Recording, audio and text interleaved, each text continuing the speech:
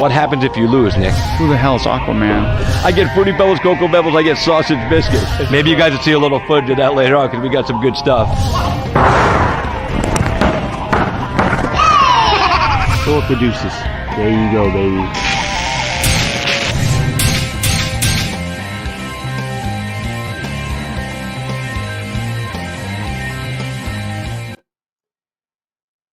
Boys and girls, what's up, man? Good to see you out there tonight. Welcome to KHI with Christopher James. It is Monday, man. A crazy money Monday. Crazy money Monday because Saturday night in West Palm Beach, it was money Saturday night, man. XMMA came to town, and let me tell you something. They whooped some ass. This promotion started back in Canada, Montreal, years ago, and then it kind of disappeared off the map. My man Burton Rice, the owner and founder of Headrush Apparel, decided to get involved in the MMA game, and he bought this promotion, and he brought it back this past weekend here in West Palm Beach, Florida. We didn't have any fans in attendance, but the next show we will, and we're going to actually have him on the show tomorrow night to talk about his vision of what he wants to do with XMMA. We had some great fights. I mean, James Vick was on the card. Who else was on the card, man? Kyle Bochniak, Christopher Curtis. I mean, the card was really stacked with a lot of great guys. We had some stars in attendance. Impa Kasunganai from the UFC came in and hung out with us. Sean Strickland was quartering Chris Curtis, and Sean Strickland is the wild. If I'm ever going to become a fighter, which I'm 52, so it's probably not going to happen. But if I get in a street fight, I want Sean Strickland in my corner talking shit to my fucking opponent because that dude is fucking just mad talking shit. And with no crowd, we heard everything. And it was so much fun. The people that did come into the building, from some of the camps, we did have a few special guests in the building. Like I said, they did have a good time, and I'm glad to hear that. We had 5 beautiful cage girls. They did a good job, and it was awesome.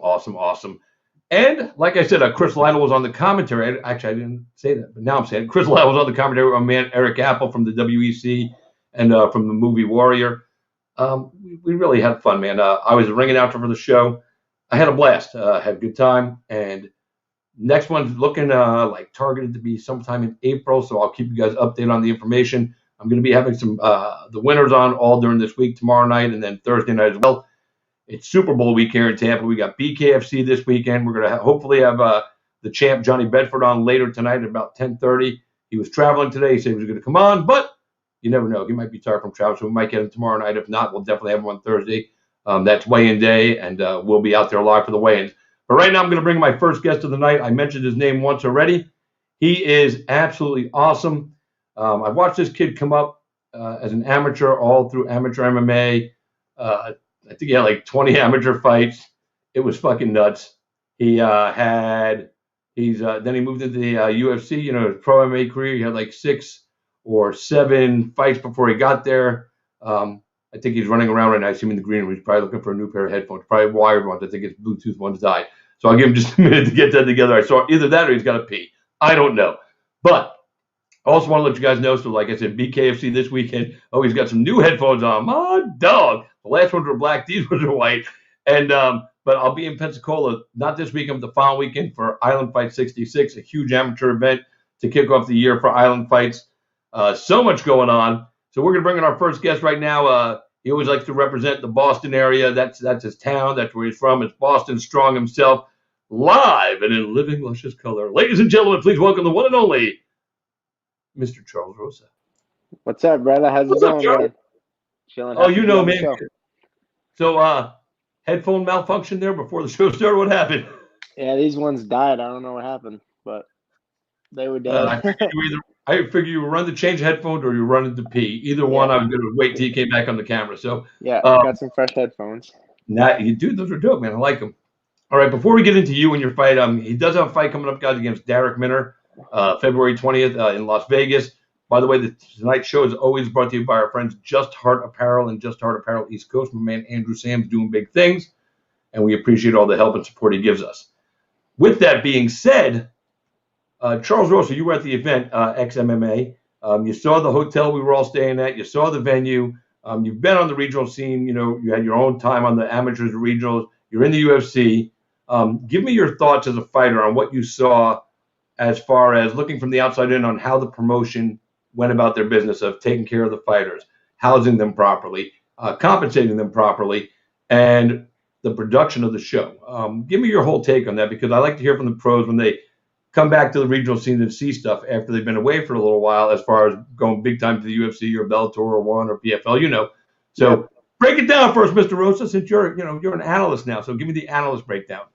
No, for sure, man. That was an awesome show. The XMMA show was great. The people were good. Obviously, it was a little different without the fans in attendance because of the COVID, but they had some nice ring girls. They had 5 or 6 nice ring girls. They flew in from Toronto. That was nice. They had they had all professional guys working. They had you there. They had Chris Lytle on the booth and I forget the other dude's name, but Derek, I think it was Derek.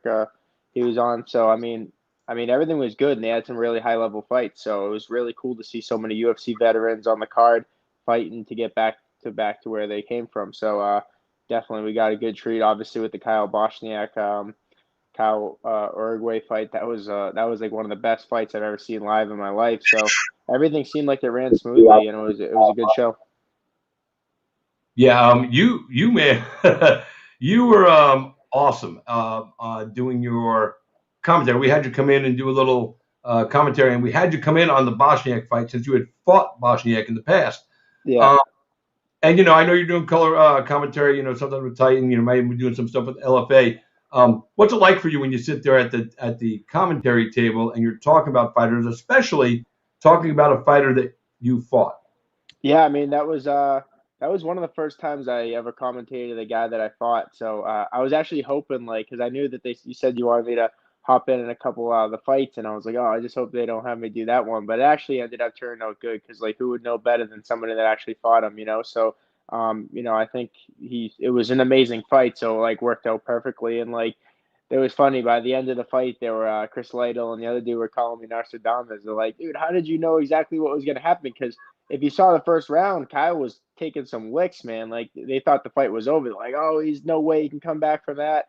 And I was like, dude, I've seen him come back from that, and I've watched his fights, and he's an animal. You're not gonna put that guy away. I was positive that I was like, there's no way I put him away from all the shots I landed. I felt like I hit him as hard as I could. I'm like, this guy isn't gonna be able to either. And sure enough, he made it through and came back and won rounds 2 and 3, and it was one of the best live fights I've ever seen in my life. Yeah, I got to say, I was pretty much floored when he did that, because you're just like, wow, man. Because he was, and he's going to be on the show tomorrow night. We're going to talk about it. And the first thing I'm going to say to him after welcome, congratulations, because him and Kyle Uruguay, who was his opponent, they won fight of the night and deserved it. So deserved, yeah. But man, let me tell you something. I'm going to look at him and go, dude, man, you were getting it handed to you in round 1. I mean, because he was getting worked over. And I was like, oh, my God. But then he turned it on in rounds 2 and 3, like you said, man. And Crash showed up at that party.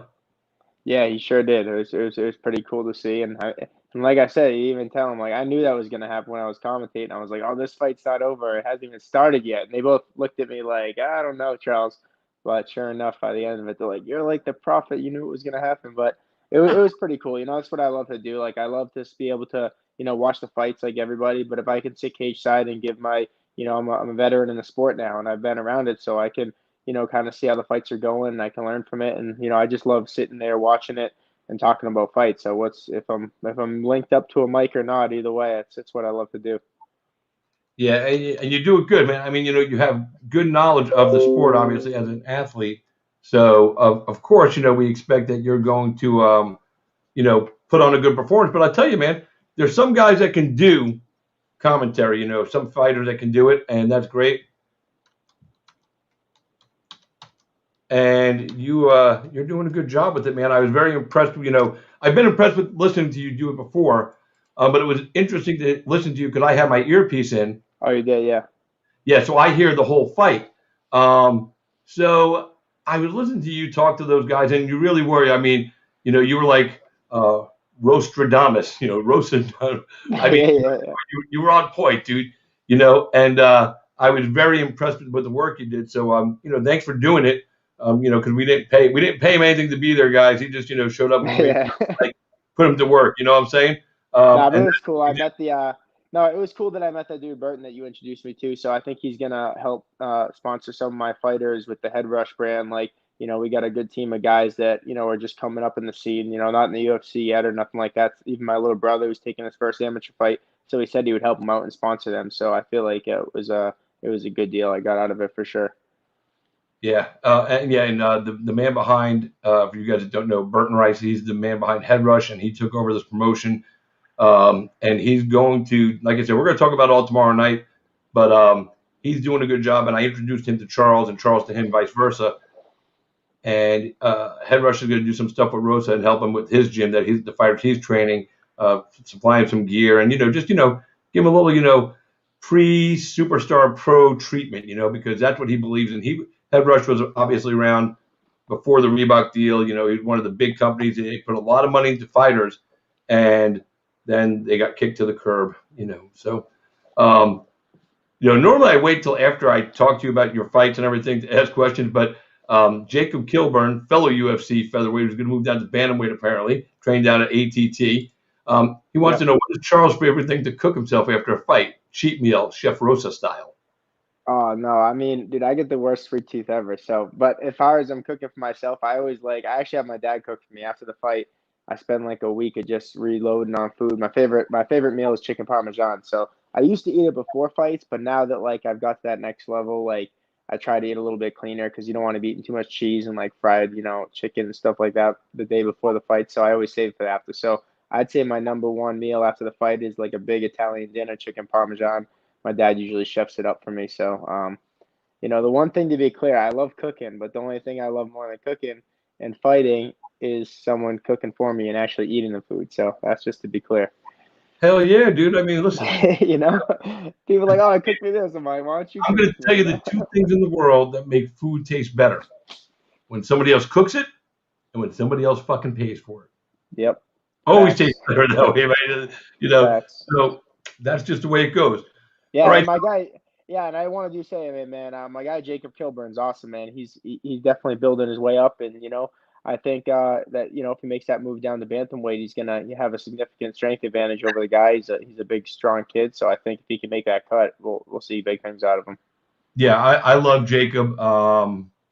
He fought with us at XFC, or not XFC, at Island Fights. I don't know why I said XFC for some Yeah, reason. yeah, But he fought with us at Island Fights, so I've seen him up close and personal. I watched him do the Contender Series. I watched him as he made his way to the UFC. He really does have all the tools, and I was really glad that he made the move down to American Top Team because he was training at Harris Holt Academy up in Clarksville, and I mean, you can't bag on a small town gym because they produced a really great fighter. But I believe that there comes a point where when you're the big fish in the pond, you have to go swim out into the lake. You know what I'm saying? So now he's not in the lake, he's not in the pond, he is in the ocean because that's deep down there at American Top Team. There's no fucking around. Some of the best athletes in the game train there, and he put himself in the deep water with the sharks. And in his last fight, he did a great job. He needs to learn to protect his face, though, because he couldn't get his head off the center line. He was getting hit with that overhand right every time. Like, the guy was just popping it off on him. And I was like, I'm yelling at my team, like, Jacob, fucking block your fucking face. Block your fucking face. yeah. It's easier. Well, it's easier said than done. There's no doubt about that. These guys I are get it. going in there with the monsters, man. They're all specialists at something good. So I think the number one key for UFC fights is you find the other guy's weakness and you expose it. And sometimes it takes a little bit of time, but right away, like you can feel the first time you get hit, the first time you get kicked, the first time you go for a takedown, the first time you defend one, what the guy's good at. So you just try to expose the guy's weakness. And sometimes the fight ends and you don't find it. Sometimes you do. So. Yep. And like I said, I love Jacob. I know he's watching right now. So, Jacob, I'm not ripping on you, dude. It was more like I was just getting upset. You kept getting popped, dude. And I know you're better than that, dude. Stop getting doubt. popped in the face. Block it. Throw your hand up just a couple times. But anyway, yeah, so, Jacob, we love you, man. All right, so you got Derek Minner coming up February 20th. I had him on my show a couple of weeks ago. And he popped up on me in West Palm the other day. After we said hello, the first thing he said goes, I saw you have my opponent on your show. And I said, well, I got to get you on too, dude. So here we are. And Derek Minner came out, and he's very confident in his ability and what he can do to beat you. I feel like there's going to be a lot of people out there now after your fight um, with Bryce Mitchell, where he really, I mean, you're a grown man, this is the fight game. You win some, you lose some, you've lost before. He really had a stellar performance against, I think, the highest level black belt, as far as in a pro fight that he's fought, which was really surprising to a lot of us. But I think because of that performance, I think a lot of people are going to sleep on what you still can do on the ground. Once in a while, you're going to get worked. I don't care who the fuck you are. And I think people are like, thinking, I think even Minner, might have a little thought of what he can do to you on the ground. And no respect to Minner, because I like the guy. He's a nice guy, just like you. And he does have talent and skill. And I'm not even bagging on him when I say this, but I think maybe he, and maybe understandably so after seeing that fight, maybe they think that, your ground game is a little suspect, What I don't think they take into credit is the level of what Bryce Mitchell can do to people. I mean, and even though he was rolling you around, putting you in twister after twister after twister, people keep forgetting you were getting out of twister after twister after twister. So yeah, I mean, that's one thing that you definitely got to look at. Like, I've never been submitted as a professional fighter. So, and I've went up against the top guys in the world. Derek Minor has yet to do that. He hasn't went up against the top guys in the world yet. So, and he's been submitted by many guys that aren't top guys in the world. So I definitely keep that, I look at that too. He's been submitted, I forget how many times it was, but he's been submitted like 8 to 11 times, 8 or 9 or 10 or 11 times or something like that. So, even though it seems like he has a good offensive game in the jiu-jitsu, I mean, he has a lot of holes in his game too. So I'm looking to expose those if it gets there. But, the fight starts in the feet. So we're going to see how good his striking's getting with James Krause if he wants to stand there. I'm sure after he eats the first couple shots, he's going to be like, all right, this isn't working. He's going to try to go for a takedown, and then we'll see what happens, And if he shoots in on me, then he's gonna be in some trouble. But yeah, I mean, there's different, I mean, every fight you learn from, you know what I'm saying? But I mean, even though I had a tough fight against Bryce Mitchell, I mean, he didn't put me away. I was still standing at the end of the fight, and that's what it is, So I don't feel like I've ever really been defeated, anybody, So I feel like the way I look at a fight, I almost had like that Nate Diaz mentality. Like, if I came out of that Bryce Mitchell fight without a scratch on me, I mean, it sucked. I mean, it was definitely a tough fight. I was on my back a lot, but I just kind of look at it like it's basically, I mean, you don't lose the fight unless you get knocked out or submitted. So, I mean, that's what I try to do when I go in there. But I'm excited to fight Derek. I mean, he has a lot of first round finishes. He's coming at me. That's the type of fight I like. So you might see a fight of the night type of fight. You might see, a performance night type of fight. Or, if he's able to withstand the damage, then it'll be a good fight. You going to bring us a Uruguay and Bosniak fight from last weekend? I mean, if he can withstand the damage, I don't think it'll be as back and forth like that. But sometimes when a guy takes such a beating in the air, then sometimes it can be entertaining. You know what I'm saying? Yeah. So you mentioned something when we were just in your commentary just a second ago about you don't really, you've never been defeated. Obviously, you've lost fights. So you have losses, and you understand, obviously, and you're not a stupid guy. Unless you took too many punches, and we just realizing it now. But you took some losses, but you don't. But because you were never finished, you don't feel that that's a defeat. But you understand that it's still.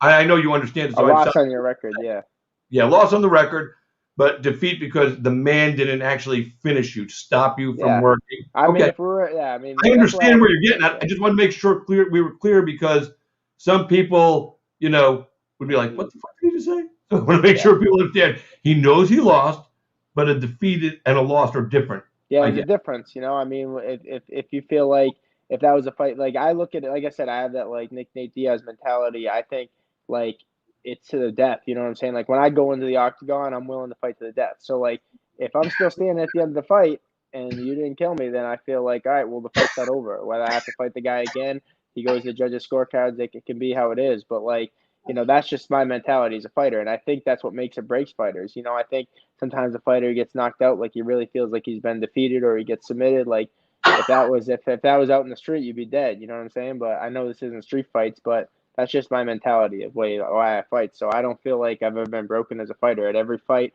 I've ever fought, I've been standing at the end. I lost a split decision to Yair Rodriguez in Mexico City, a fight I thought I won. The Shane Burgos fight, I was up 2 rounds to none, and third round he caught me with a good shot. I'm still on my feet swinging back, and the ref jumps in, and I'm like, literally grab the ref. I'm like, what are you doing? Like, I'm winning the fight. Like, and he's like, looked at me like, I'm sorry. Like, he knew that he jumped in early, and that's the nature of the game. And it is what it is. But these fights, this is part of the fight game. You just keep going. You keep getting better. And I just think of the difference of how much better I am when I made my UFC debut 6 years ago, and compared to how I am now, it's light years ahead. I've been all over the world, Holland, Thailand, training an American top team. I've trained all over, Stephen Wonderboy Thompson. I've picked up all these striking skills over the last 6 years, and obviously just training with the best guys in the planet. And jiu-jitsu has just gotten better and better, and wrestling and everything. So I've just gotten better and better over the last 6 years, and now I feel finally like I'm going to start making a run for the title, continue my winning streak. Isn't it crazy, dude, when you just said, I've been there 6 years. Like, where did this time go, dude? Because I feel like you just got there like a year ago. Yeah, I know, because you were watching me in the amateurs. Well, it happened fast. That's the thing that people don't know about me. Like, I mean, because you saw me come up. But, like, I didn't start training mixed martial arts until I was 22 years old. And I met Charles McCarthy. I was a hockey player before that. And within those 2 years that I started training, I went, 20. I had 20 amateur wins in those maybe 2.5, 3 years. And then when I went pro, and within 18 months, I was 9-0 with all first round finishes. So at this point now, then I made my UFC debut. So I was in the UFC within 5 years, from my first day as a white belt in the gym to my UFC debut against Dennis Seaver in Stockholm, Sweden, where I got fight of the night. Like, that happened in 5 years. 2 years amateur, 2.5, 3 years amateur career, 1.5 year professional career, and then I was right there. So it happens fast, So I kind of, I'm not saying I wasn't ready, because I think I was ready. I mean, I was good. I fought in all good fights, but You the had difference to. now I'm You went really there ready. first fight. You got a fight of the night bonus your first night. I mean, Yeah, but so you obviously were ready. And the only guy I think who's ascended faster, well, actually, there's two. Greg Hardy. yep. Oh yeah, 100%. He came in, had a couple amateur fights, and Mitchell Shamali. Yep, Mitchell. Yeah, Mitchell refereed Greg Hardy's first pro fight, and he had to pull Greg Hardy off a motherfucker. I'm watching the video live. This guy's gonna fucking just throw Mitchell, because Mitchell's not a big man. I thought he was just gonna throw Mitchell and just keep beating the shit out of that kid, dude. I was like worried for Mitchell more than the guy that was getting the shit kicked out of him on the ground. So Greg Hardy's an aberration, a special case. Came over. Of course. Yeah, he's a super special case, but yeah. World famous football player. He had some drama, blah, blah, blah. But he came in, he was living up at the gym, just like, a guy didn't have any money, and he's got money. Yeah. He can live anywhere he wants. He wanted to fully immerse himself. He started training and living above American top team, which isn't bad. It's pretty beautiful. Yeah, I was there I was there with him there, and I actually cornered him in 2 of his fights. And I know. I'm one of the type of people, if second chance or whatever you want to call it. He's a solid kid. He has a big heart. He's a good kid. I really like him, and if you treat me good and the people around me good, and I have a good vibe from you, then I think I'll help you. I know everybody makes mistakes, or who knows what really ever even happened, but I think, if you're willing to move on from those and move forward and work on it, then that's what it's about. So that's why, I helped him, I cornered him, and then, all the way till he's in the UFC, and then the coaches took over. But I think, I still like him. I still see him from time to time, and he's a good guy. I like him. The only other guy that I know of recent memory also came up. I don't think anybody's going to match your amateur. There'll be a few guys that'll run the amateur route the way you did, 20 fights before you turn pro. But most guys want to get there fast. And I was really, I used to bust your balls. I remember I'd see you go, dude, turn pro already. We're not ready. We're not ready. You're going to do it right. But by the end of it, I was fighting pro fights in the amateurs. I was fighting good guys. Like, the guys were like, 10-1 amateur, like 7-1. Like, they're not guys that are, just like, oh, we're just feeding me a bunch of tomato cans. Like, I was fighting. I would say a lot of my amateur fights were as hard as most of my pro fights. You know what I'm saying? Like, I've even top amateur guy when you were an amateur. At the end of it, the last 6 or 7 fights, definitely you were fighting the legit. And those are the guys you needed to fight, because that's the barometer you need to see where you're at to see if you got what it takes to get up to the UFC or the Bellator or any of the other big leagues, or even the regional level MMA shows, which is where you went first, of course. The only other guy who did it fast, and faster than you as well. I mean, Greg Hardy did it faster than everybody. It seems Yeah, like. yeah, his record, yeah. Sunganai. I introduced you to him the other night at XMMA. He fought with Yep. us at Island Fights. He started MMA late. 3 years now he's in, and he's already had a couple of fights in the UFC. He did the Contender Series. It was a great ascension. He's a naturally gifted athlete. He was playing football. He came over from football. You came over from hockey. Yeah. And he's awesome. He's a really good cat, really good dude. We all saw the Buckley knockout. He was, Cat got knocked out by Buckley with that, crazy spin catch the kick and just caught him in the face. You know what I'm talking about, of course. I hate that it was my friend. Nah, definitely. I know what you mean. It is what it is. It sucks. But it is what it is. It's all how he bounces back from it. He goes, it's part of the fight game, man. I'm good. I'm blessed to be here. God has blessed me beyond belief because I'm in the UFC to be able to get kicked in the face. I mean, honestly, something that you can always look at too is you look at Dustin Poirier. The first time he fought Conor, it's probably a little bit embarrassing. He gets knocked out. It's really. I mean, he's probably he's devastated. I even see him after. It's it's hard to have him talk all that shit. You get knocked out. It's devastating. But then you see, what happens when you get up off your feet. It's not over. He gets up. He goes back in the gym. He works hard for a couple of years, and then he comes back. He gets his revenge, and now he's a superstar. He's probably the biggest superstar in the UFC right now. And Dustin Poirier. So yeah, and I love Dustin. I was so happy he won that fight. So our man Alex Spartan Nicholson, who I know you are familiar with, he just commented, Charles is the fucking man. Yeah. Hey, Alex, while you're watching, Alex, I messaged you earlier today. If you are cleared and ready to go again, please let me know because we had Jack May at XMMA. And he had 5 opponents disappear on him before he finally got a fight. And he took an L against a really tough 10-2 guy or 10-1 guy.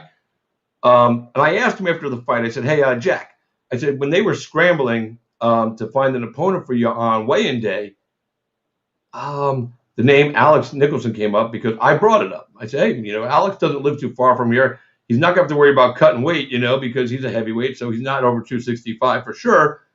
Don't know how much he's been trained, but if it's a good paycheck going on, maybe Alex can do it if he's cleared. So I asked Jack after the fight, I said, so if they had come to you and said, Alex Nicholson, that's who we got for you, what would you have said? Jack May looked at me in the face and go, I fucking want to fight him again. I want to fight him again. He wants to fight Alex Nicholson in the worst way. He wants to try to avenge that L.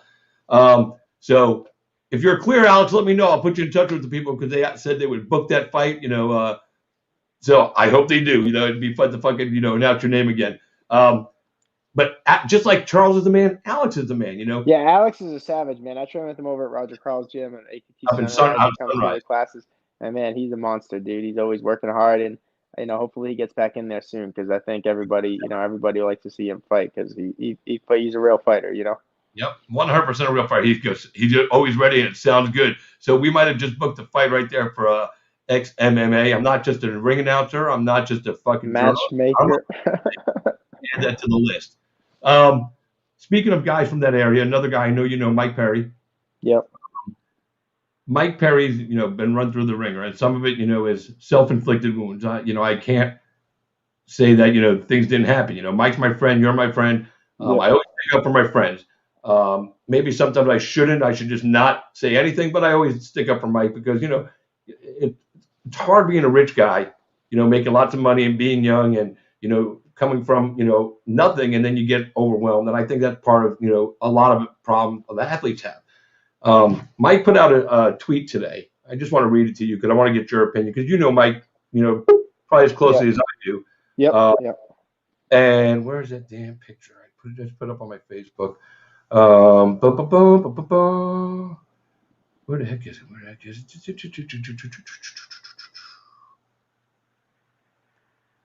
So it said, I know some won't care, but some may appreciate this. This is for my son, and for me as a son to be different than my father was. Also, it's Black History Month, and I would like to apologize for any time I ever said the N-word. Plain and simple, you won't ever hear it from me anymore. Hashtag no disrespect. Mike catches a lot of shit from people. I think the true attribute that every man has to have in their character is when they can say, I made a mistake. I fucked up. Sorry. I won't do it again. And then not do it again. Mike just had a baby, a little baby boy named Ocean. I saw a couple pictures. So damn Oh cute. yeah, I saw it. It's pretty amazing. So you know Mike, and I know Mike. Um, I always believed in Mike. I always told people, in spite of all the craziness, I would let Mike babysit my grandchildren. They're always like, "Are you fucking nuts?" No, I'm not nuts, because I know Mike as a human being outside of the persona he Yeah. sometimes puts out there in the public.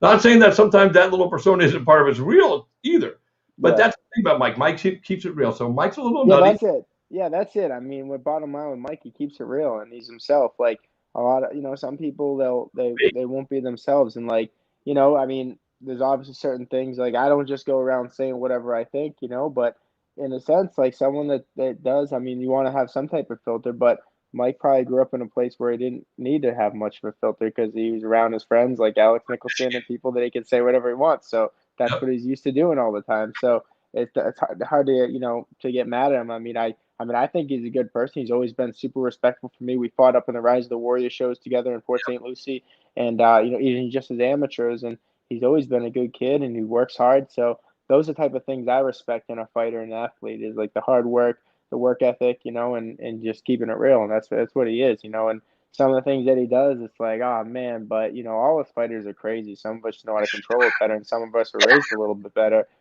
So the way we were raised, we know how to deal with these things, but some people don't know how to deal with them. So that's where it comes into it. It's really maybe not even his fault. But he's a solid kid. I like him a lot, and I think congratulations, Mike, on the baby, and hopefully I can meet him one day. Yeah. And that's the thing. You see stuff, little things like this from Mike, and it reminds you that we're all human and we all make mistakes, and it makes you check yourself. Because I'm not a perfect person. Mr. Rosa is not a perfect person. None of us are. But I like to see this little things like this, and I always try to promote it and show the people that he's trying to make a change. I always get caught. I always catch shit for defending John Jones and Mike Perry.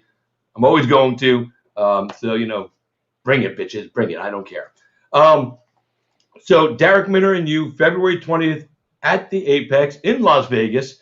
How excited are you to get back in there now? It's been a little bit of time off for you. How excited you to get back in there, and what do you ever make a prediction on your fights, like when they'll end? Yeah, I do Right, so that. Yeah, I mean, I think you are to be in there, and tell me when this fight is going to end.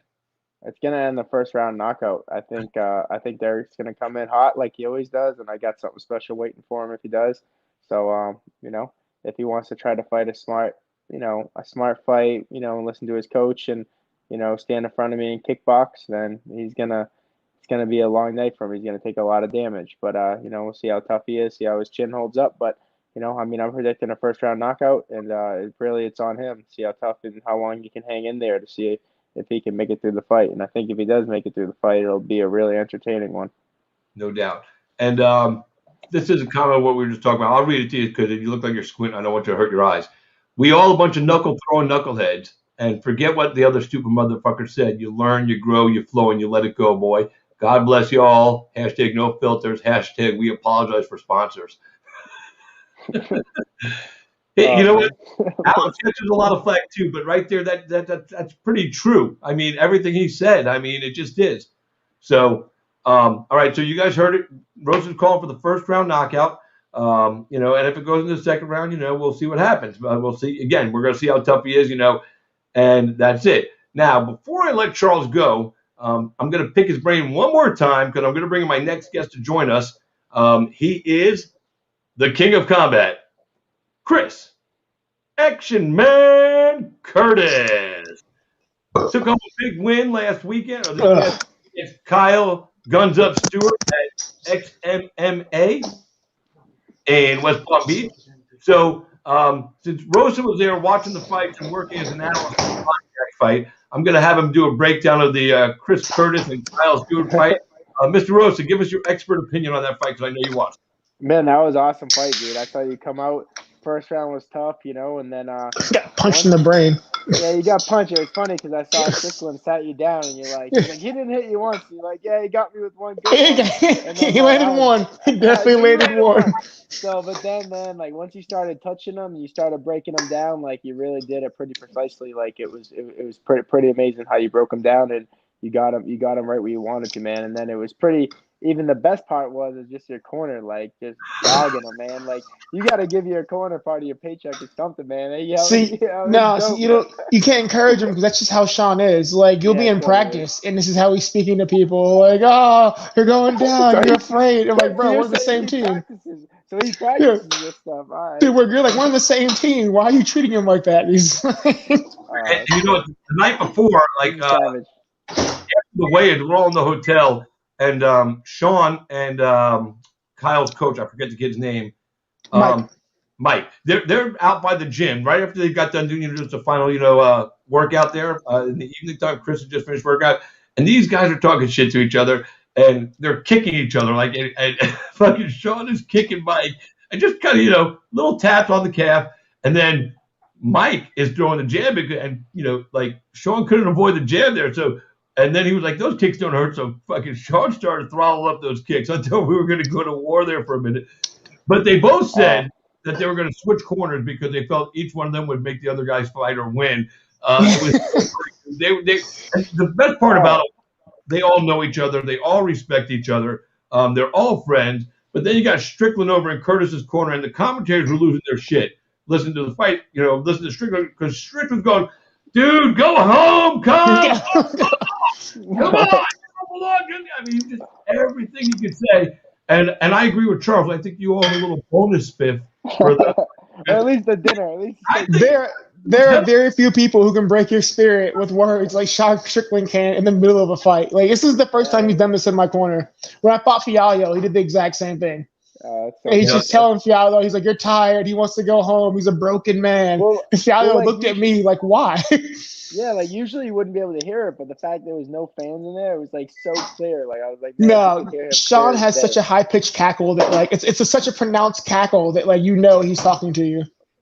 Oh yeah, no, he's talking to you, but again, without the fans there, I mean, you heard every little word. I mean, and I will say, and I'm going to tell you guys like this. There was a moment in the fight, I think it was before the third round. You got down and started doing one-arm push-ups, trying to show off, and be a little fucking, rub it in a little bit. And he kind of yelled at you, "Get up, man! What are you doing? We like Kyle, And I like that he did that to you. He checked you because you were getting. No, I like Kyle, but for me, nothing personal. But I wanted to reinforce the fact that you and I both know that this is over, and that like I've spent for 2 rounds. I've heard you breathe heavily. I know you're gassed. Like whatever your corner told you about, like you were okay. I wanted him to realize that you were not okay. Like nothing personal, but I mean, between rounds, your corner's job is to tell you you're fine, we're okay, we're still in this. He's just as tired as you are. That's what every corner says every time, every fight ever. He's just as tired as you. Like I'm not just as tired as you. Like I am actually like out here farting rainbows and butterflies. When you do that to your fighter in your corner, and you're telling him, hey, he's just as tired as you when the guy really isn't, you're doing your fighter a disservice and you don't deserve to work in a corner. You have to be honest with the guy. Hey, look, dude, you're down 2 rounds, motherfucker. You better go out there and get this.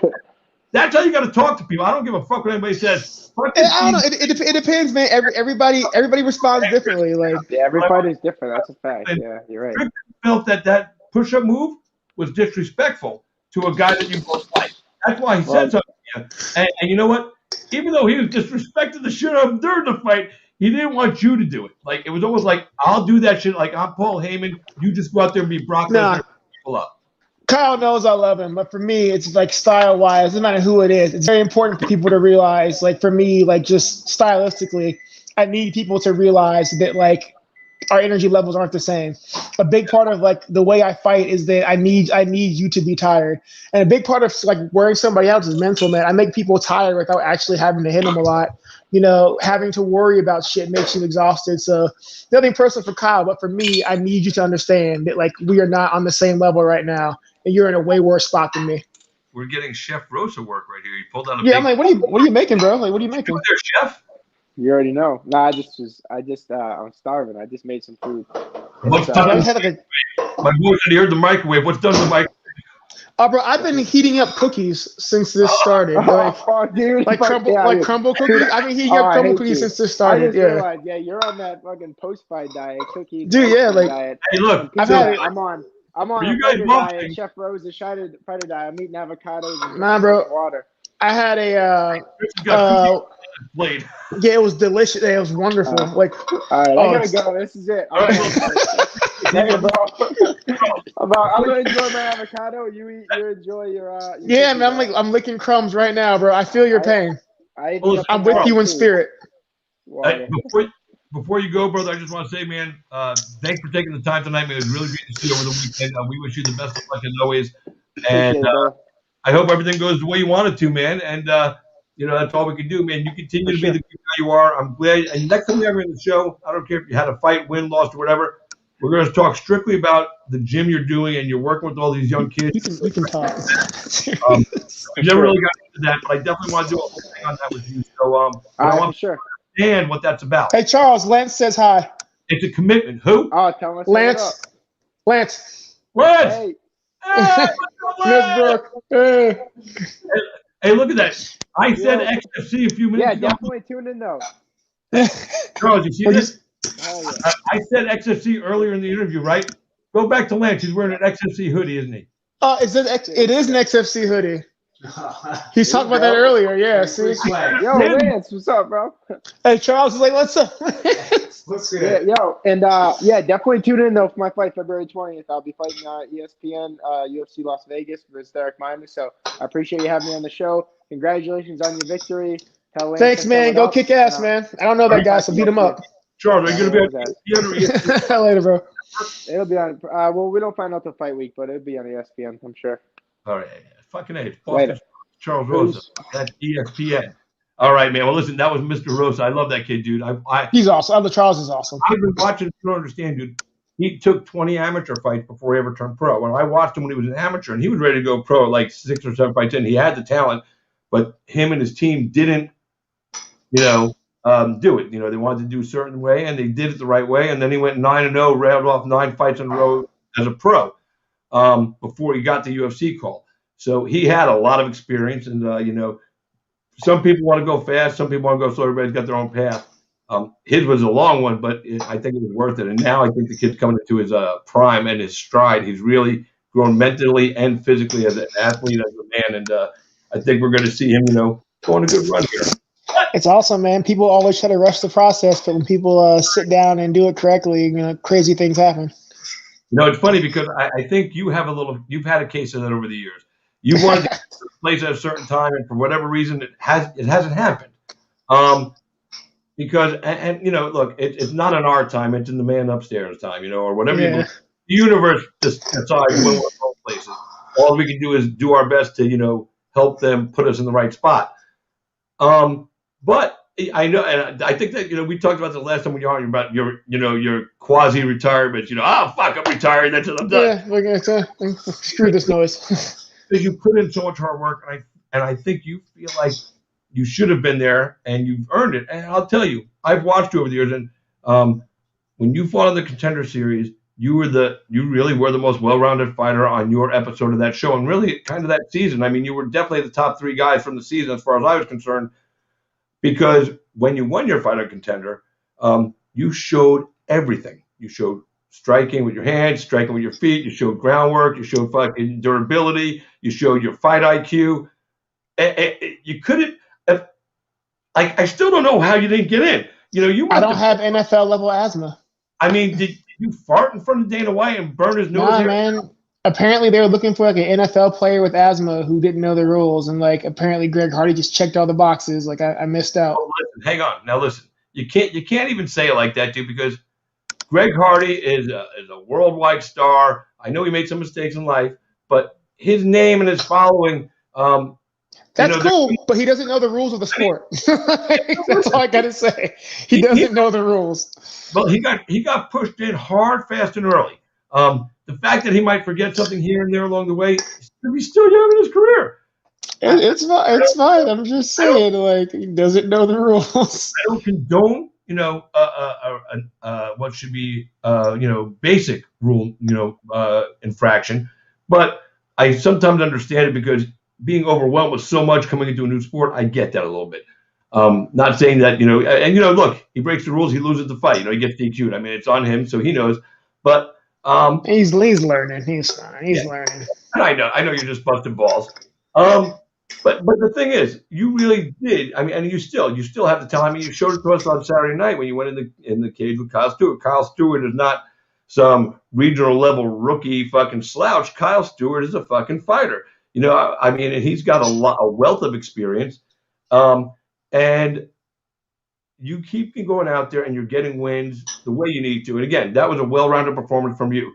Your takedown defense was stellar. Your striking was on point. Your personality was on fire during the whole fight. I mean, we really saw, again, another well-rounded performance from the king of combat, Chris Ackerman Curtis.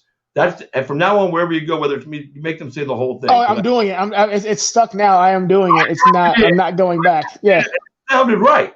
Yeah, you did it. That's just how it is now, and I'm going to make everyone abide by this. It's like, oh, Christopher James did it. So if you guys can't match that, that's something you should think about. In the conversation we had in the sauna room, I felt that we should implement them both if I can make it flow right, and it flows right. Ladies and gentlemen, the king of combat, Chris Action Man Curtis. I love it. So, for all you other announcers that may get the honor and privilege to say his name on a microphone in a cage, that's what you got to do. Sorry to put a little pressure on you. That's all right. Now everybody's out here like, damn it, James. All right, so walk us through the fight. Top to bottom. Just you don't have to give me every single minute of the fight, but the key moments that stood out to you, where the fight, because again, Rosa brought up you did get cracked once, and Sean goes, you didn't get hit. Goes, and you said it, and the whole crew out there, because there was nobody there, we all heard you go, no, he got me once. I mean, and I love that you said it, because I hate when guys try to act like a fucking punch didn't hurt or didn't land right. No, credit we're due. Like I can't act like that didn't land. You got popped and it hurts. We all see the reaction. So don't try to fucking overinflate yourself, man. At the end of the day, you're a man, just like the guy across the cage. Yeah. So I got no desire. I got no desire to pretend like, oh, it didn't land. Like, no, like it landed, it sucked, but like you're in a fight. Everybody gets hit, everybody gets clipped. Like it happened, it sucked. I was like, oh man, it's weird, because the first round was pretty cool until that happened, and it was weird because to get hit by a punch, it didn't to not be rocked, but still slightly I don't know how to explain. It's just strange. Like I could see him, I could think clearly, but my legs were just like, nah, man, we don't do that anymore. It's like somebody took a switchboard, you just took the plug out. He hit you right on the button, bro. I mean, I saw it was directly behind. It landed directly behind my ear, and I was like, whatever that is, turn my legs off. And he did, but you know what? You because of your conditioning and your training, and again, even though he did catch you, and again, I could be wrong. I have to go back and look at it again. That strike specifically, because he caught you right behind the ear, like you said. But it almost looked to me, and I saw on the replay, but I was busy working that night, obviously, so I couldn't continue to watch it in depth. But it almost looked like when he threw it and he landed it, like you rolled with it just a smidge. I did, but I rolled the wrong way. I rolled the wrong way, which is unfortunate because I misread the punch wrong. And I didn't know what happened at first. I talked to Lance, Lance. And he's the one that told me it hit the back of my head. So I watched it, and I went to block, and as it blocked, his arm just folds and hits the back of my head. And I'm really lucky that I was rolling. I did roll away from it. Because had I rolled into it, it would have been a lot worse. But I stayed on my feet. In boxing, it was not a down. So I was like, okay, that's all I care about. I didn't get dropped. It wasn't a down. That's fine. I kept my eyes on him the entire time. So I'm like, okay. I was kind of, in a weird spot for about 2 seconds. I recovered. So could have been worse. You don't want to, you hate seeing it knowing it's on video forever now, but it could have been worse. He could have been like a 5'7" Hawaiian and knocked me out. So damn Ray Cooper. Hey guys, you're watching KSR Christopher James. We are live tonight from the KSR Christopher James studios, brought to you by our friends at Just Heart Apparel and Just Heart Apparel East Coast. My man Andrew Sam's always looking out for us. We appreciate it. I also want to shout out Iridium, Team Iridium, because Team Iridium. No, but check this out, man. We got Chris Curtis, represented by Iridium. We've got Lance, manager from Iridium. We just had Charles, represented by Iridium. Everyone's in the show tonight's Iridium. Look on the screen with your hands up to you. We got Sherrod Devonta Blackridge. From Iridium. Monday night fucking party train riding out. I should make Sherrod. I should send him the link and make him come on while you fucking spit lyrics. Dude, Sherrod is like one of the favorite people ever. Like, he's definitely a fun time. Such a good cat, dude. He's been on the show a couple of times. I've announced his fight down here when he comes to Florida. And that dude could beatbox like a motherfucker, dude. I want to get him like America's Got Talent. And have I lived with Sherrod for a few months, and like there are stories that will remain untold. Like Sherrod, it's one of the funniest people you'll ever meet in your entire life. I promise you. Like he truly lives just a life where you're like, how are you alive still, Sherrod? Yeah, look at that. Hey, Sherrod, how are you alive? He's just like, all love, baby. Sherrod's good people. He's really good people. And I think it's fortunate for him to have a guy like you that, lived with him for a little while. You guys both trained at Syndicate. You really, you've been through the ups and the downs of this game, and, he can learn from you. And I think it's important to have those people around when you're learning, and like you've had a lot of good people around you, and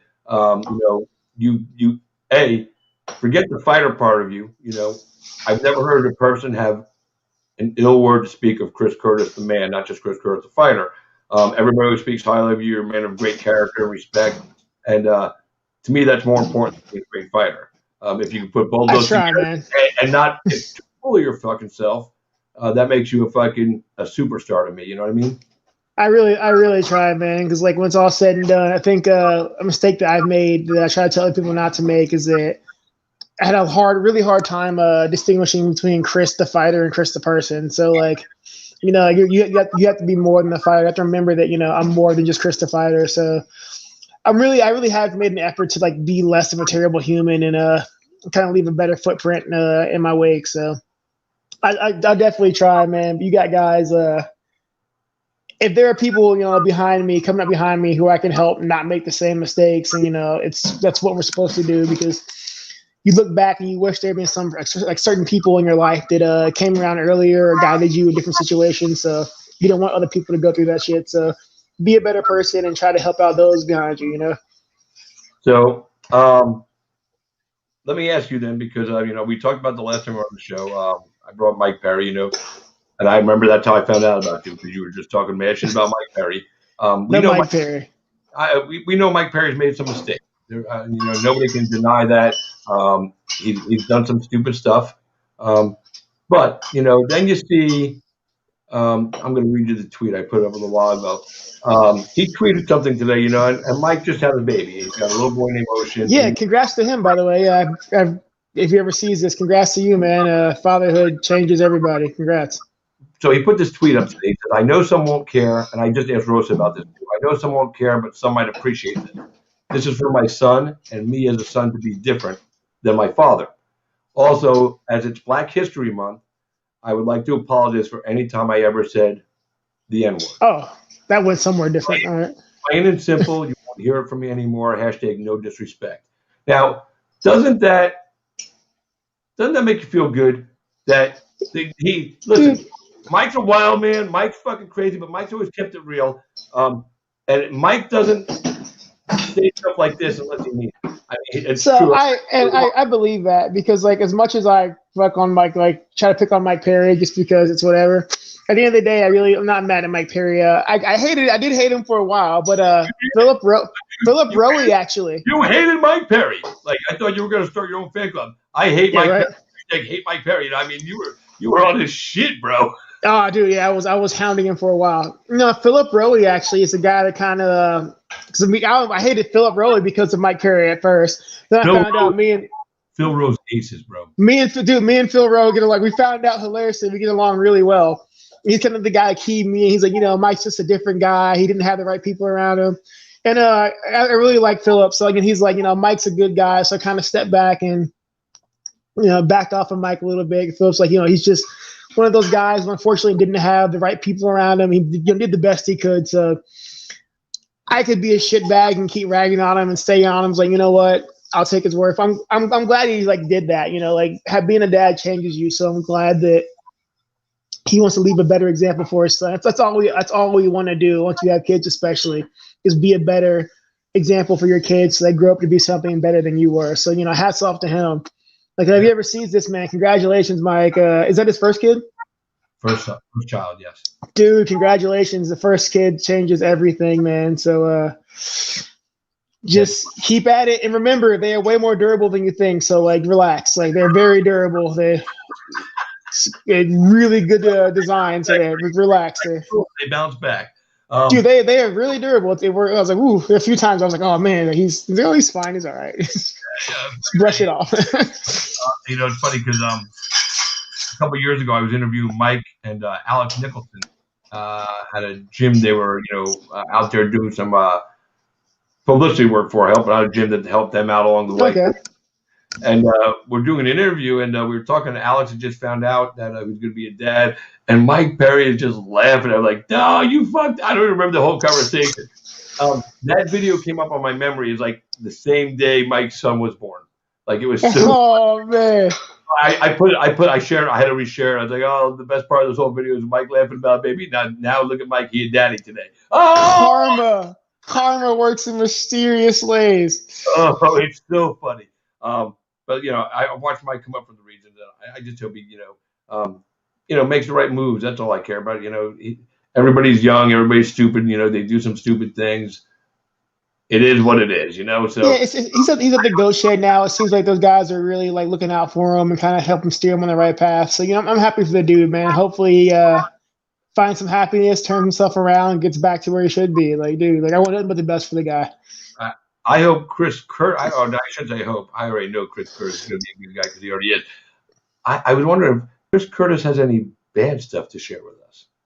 Me about what? Because is there something you've done in life that and I don't want you to if you committed a crime and got away with it, don't tell us. No, not doing that. No. I don't want you to tell us, not because it wouldn't be interesting. I just don't want somebody to use that against you. Yeah. I'm not incriminating myself. Come on.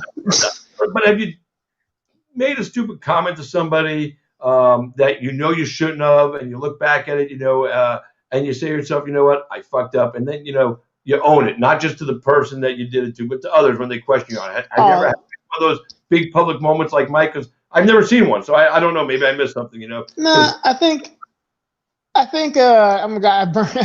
I burned a lot of bridges, so I don't always go back on them. But so in public, I'm not usually one to issue an apology unless it's something big. But definitely in my personal life, there's a lot of things to where I realized having gone forward that I was the one in the wrong.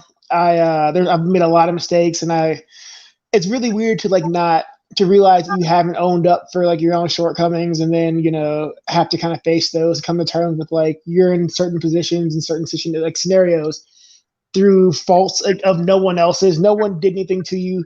No one put you here. You did this to yourself. So there's a lot of people I still owe apologies to, and hopefully I'll be able to communicate with some of them and return those, issue those apologies, and you can only grow. I can only grow. So I won't kill myself over it anymore. I won't beat myself over it, beat myself up over it. But there are a lot of people that I would like to give apologies to one day.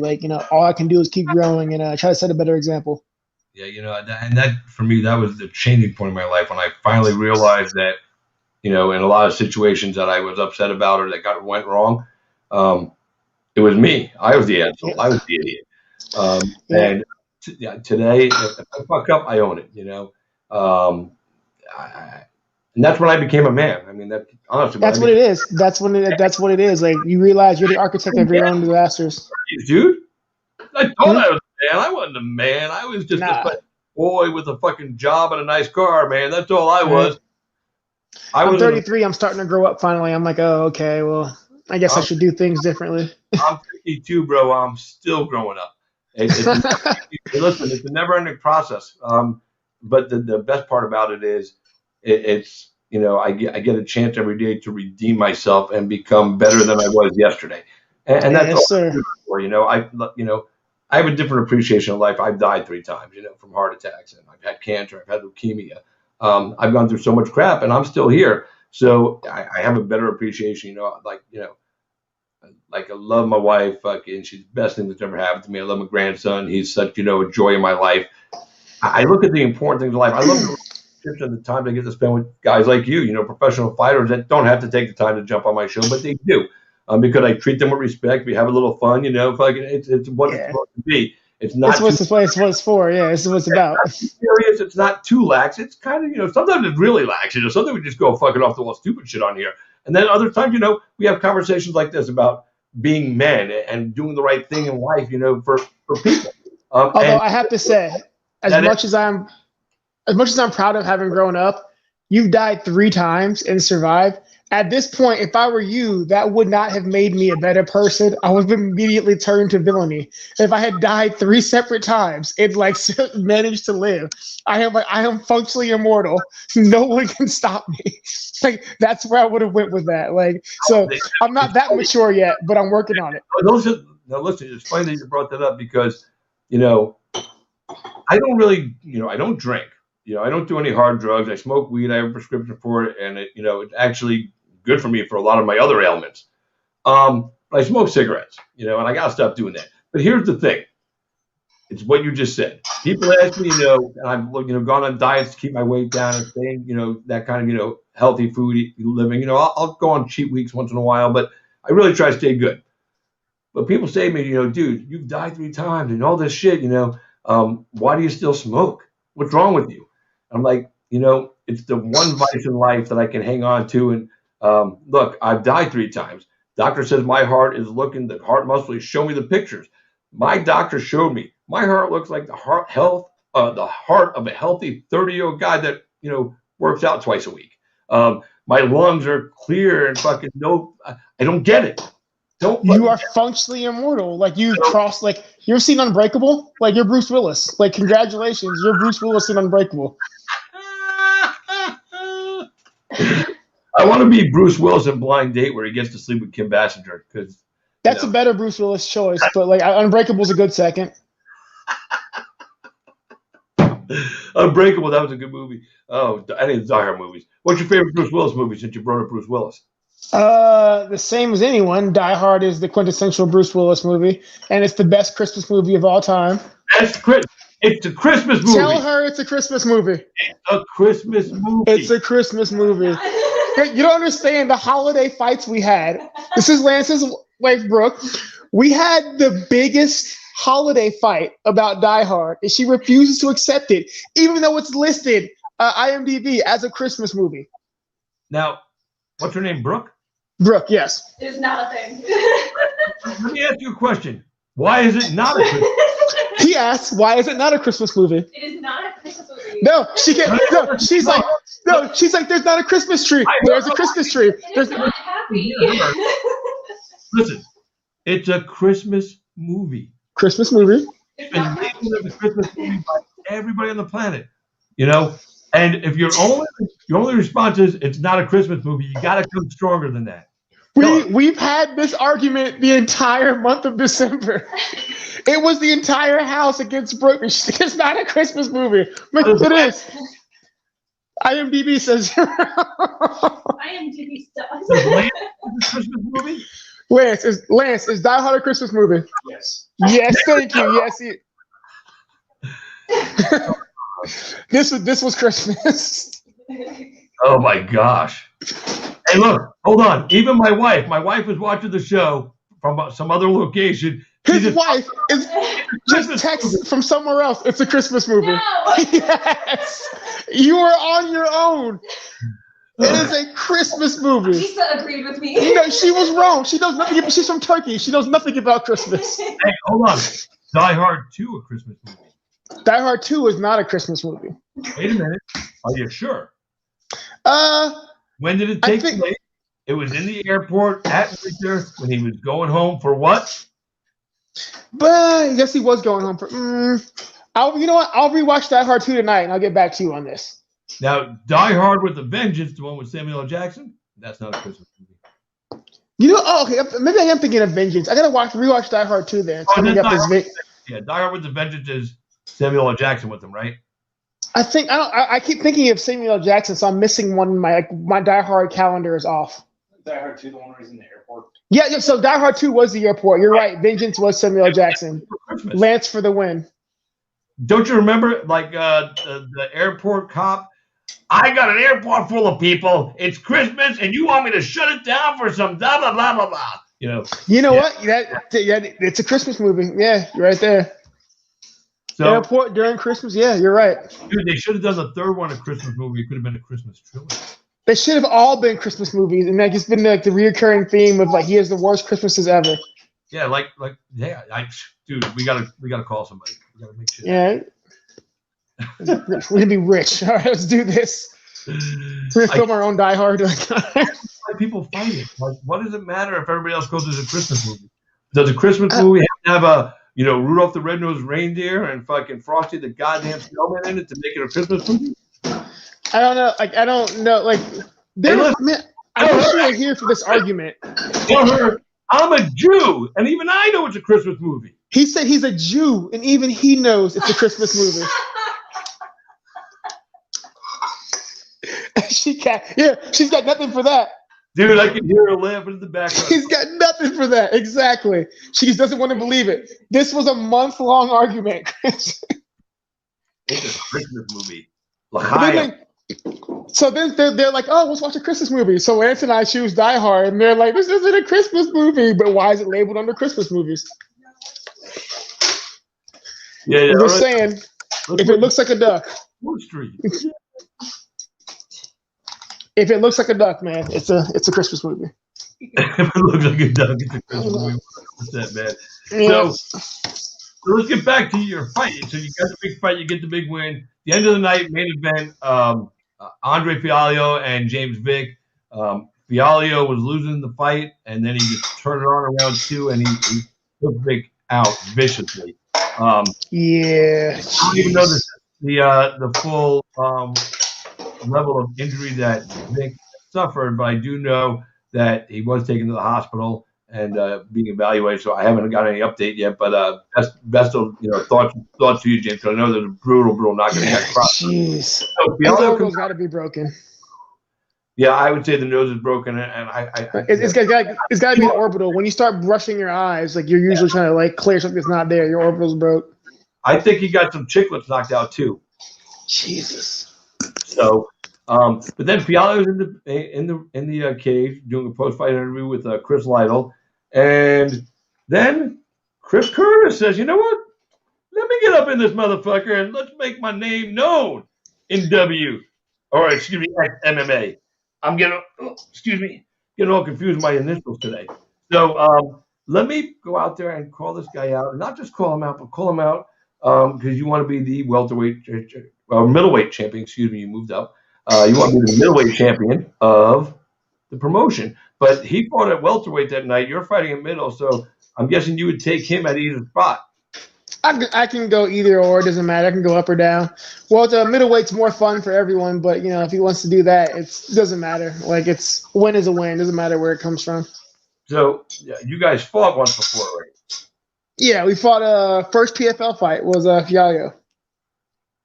And how'd that go? Did not go well for Andre Fialho, but in his defense, he did take a short notice. And I even gave him credit. I was like, hey, you fought hard for a guy who took on a short notice. You looked better this time than you did in the tournament. You've improved. Like, let's run it back. Like, if I lost like that, I would run it back. So, hey, let's run it back. But you won the first one, and you like you said, it was not his night. It was definitely your night that night. Why do you go back and challenge a guy that you already beat? He had a good – so here's the thing. He had a good win. It was good. He stopped Vic. That gets him a little bit of momentum that I could use. Now, I can't go fight Vic now because Vic is hurt. So two things happen here. Naturally, A, I steal Andre Fialho's momentum by beating Andre Fialho. B, we're in pandemic still, in the middle of a pandemic still. So there's no guarantee that fights are going to happen. There's no guarantee you're going to get booked for shows. So I need to be paid. I'm sure he wants to be paid. So do you just want to be a fighter, or do you want to have a title grudge match? Which one of those is the promoter going to say, okay, we have to have headlining this card? Yeah. Congratulations, Andre Fiallo. Both of our pay just went up. Like, you're welcome. Like, I did this for us. Like, relax. You're welcome. He said he would have fought you right then and there, bro. Not looking like a deer in headlights. Not like that. No, you wouldn't. But I enjoy the posturing. He tried his part. Like, he said it to you right in the cage. You remember him saying that, right? Yeah. And then after the fight, I saw him outside out front a couple hours later that night, and I said to him, I said, that was a little crazy of a fight. I said, congratulations, big win. I said, and then Chris Curtis came in, called you out. He goes, I wasn't kidding. If he said he wanted to fight right now, I would have kept fighting. He was legitimately pissed and legitimately wanting to fight you right then in that moment. I didn't realize it at that point when he said it then, but when he said it to me outside in front of the hotel, I realized he meant it that same then that he did when he was telling me about it. That's adorable. That's adorable. And he wants to go. That's cute. Oh, that's funny. It's fine. I'm not worried about it. Like, we will sign papers. We'll go. He's like, oh, I didn't have time last time, so that's fine. Like, have your full camp. We'll sign the papers. There'll be no excuses, and the chips will fall where they may. Like, I don't like. He's an adorable guy. I like Andre. Like, I'm not even worried about him. His striking looked really on point against Vic the other night. I mean, the boxing was very crisp when he finally got it going in round two, and because Vic comes from awkward angles and everything. I think it would take most people a few minutes to kind of just get a beat on his rhythm. Vic just fights really weird. He's got such a really weird, awkward style. No, I even told Andre to his face afterwards, after I talked to him, I was like, dude, no, I'm not knocking you. You looked good. Like, you looked way better. This is the best I've seen you. Like, I want to fight the best form of you. You said I got you on short notice. Like, I'm not knocking you. You looked good. I want to fight the best form of you then. Like, if what I got wasn't you, let's do it at like 100% capacity. Like, let's see where it goes. Hell yeah. I'm down to watch that fight again, man. See where I think it'd be freaking awesome. I think it'd be a great fight. Yeah, it definitely, because again, he does look improved from when you fought him at PFL. So, and that makes for an interesting fight. And I understand, trying to, jump on him now if you just beat it, James and Vic is a big name coming back from the UFC. So, he took that shine. You're taking both their shines with one. You don't even got to fight both of you. You're just going to fight the one guy and you get the shine. Yeah, it's just MMA math, man. I mean, it's true. So, well, listen, bro. I hope they book the fight. Yeah, I would love to. It'd be great. We both get a guaranteed fight. It'd be wonderful. I was honored. I finally got to announce your name inside a cage. That was pretty fucking dope. Cool moment for me. Not gonna lie. That was cool for me too. It was awesome. I was like, man, here I am, fucking saying his goddamn name, and then we spruced it up a little bit. A little fancy for the occasion. You know what I'm saying? To commemorate. It was cool to finally have that, be able to have you do it for me. First time we do a professional work together, we got to spruce it up a little bit. So we did. It was definitely something for me to remember. It was awesome. I'm really happy we finally got to work with you.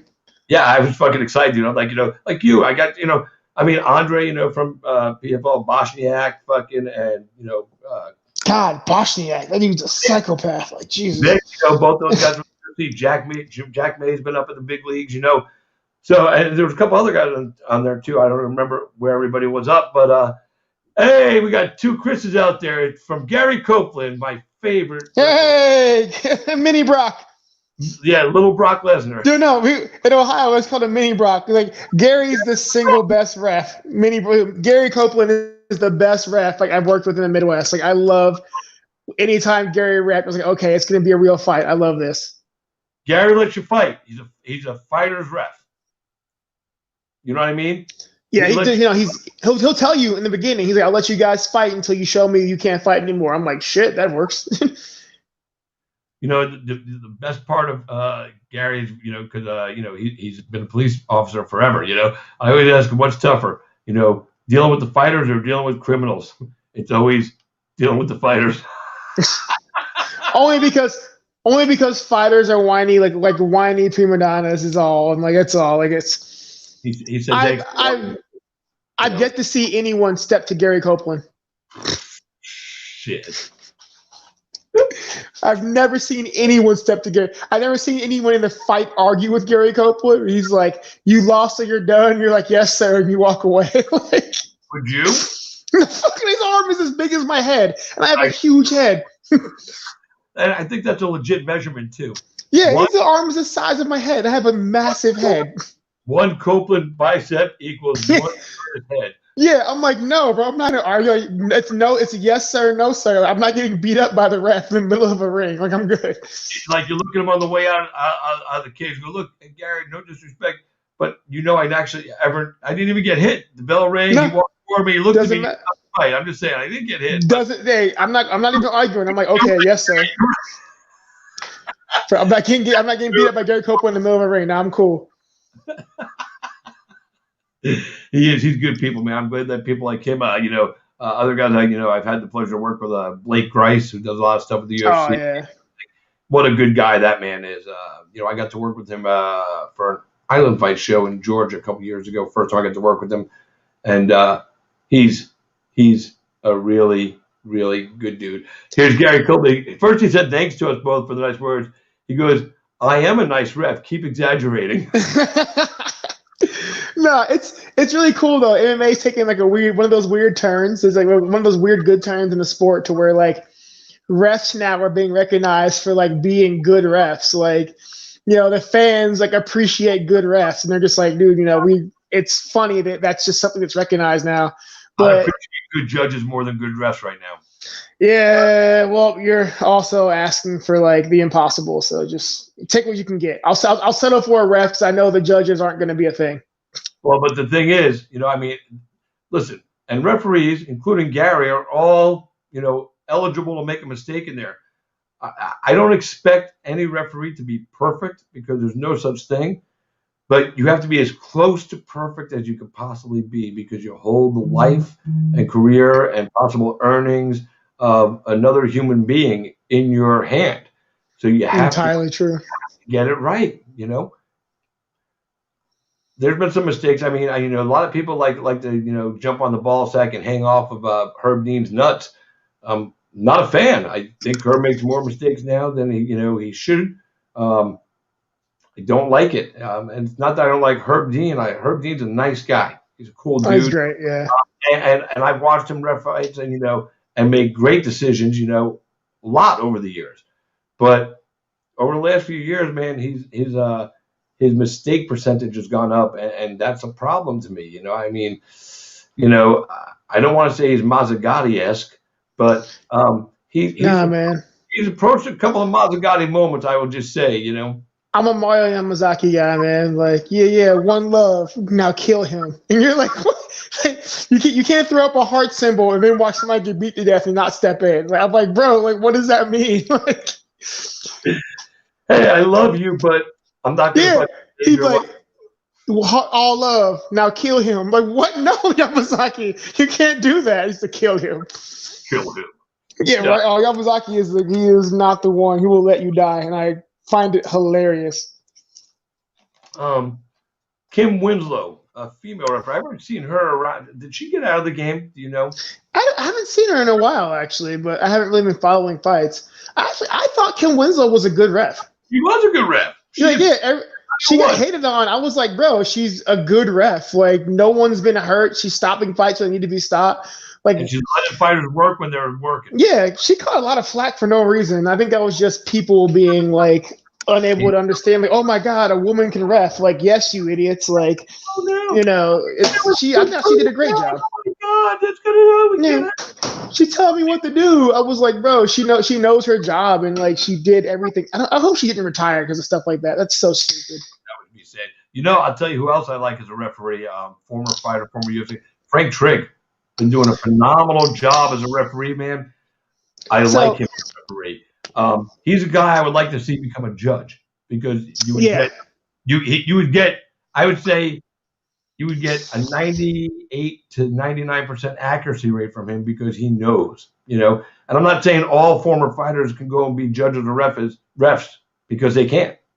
Yeah, Some of it's true. It's like every fighter can be a coach, and like that's the thing with like Trig. People are like, oh well, fighters shouldn't be judges because they'll have a bias towards one way of fighting. I'm like, so does every judge who's ever like judged have a bias towards like what they like.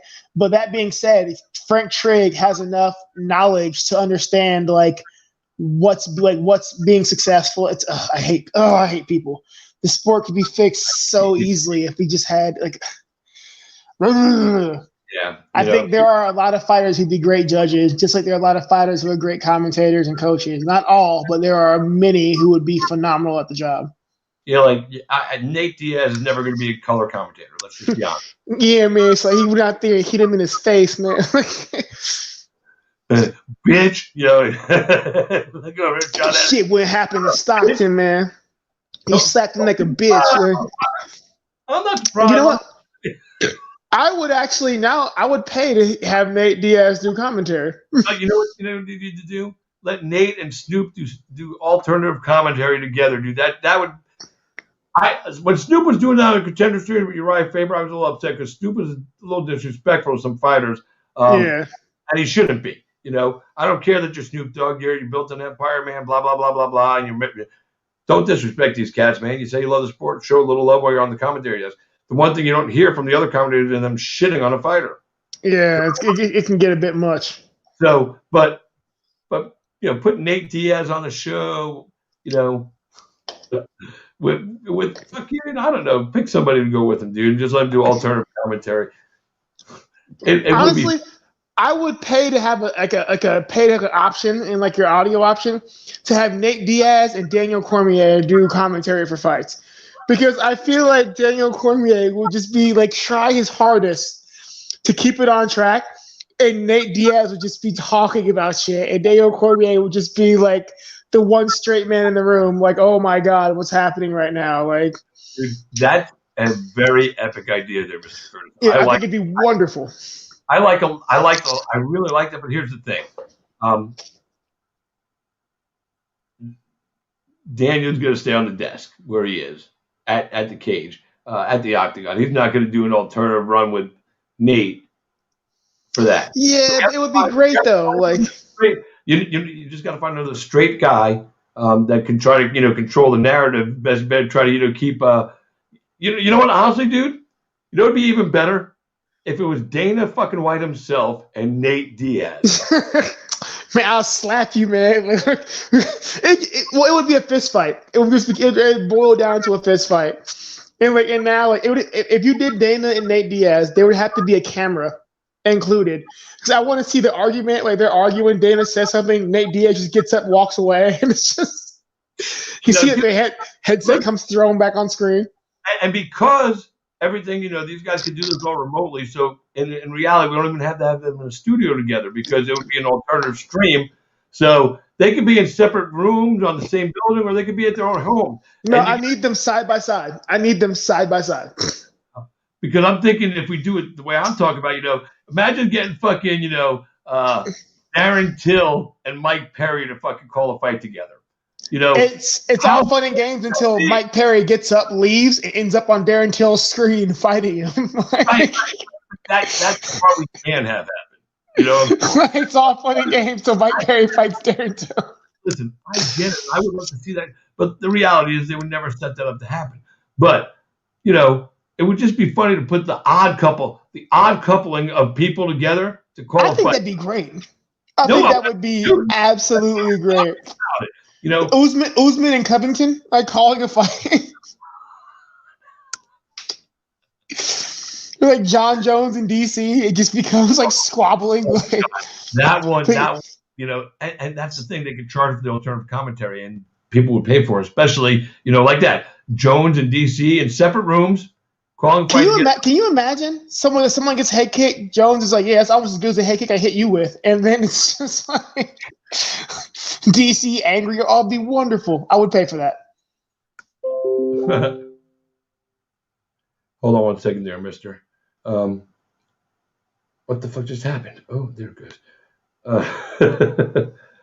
I'm still.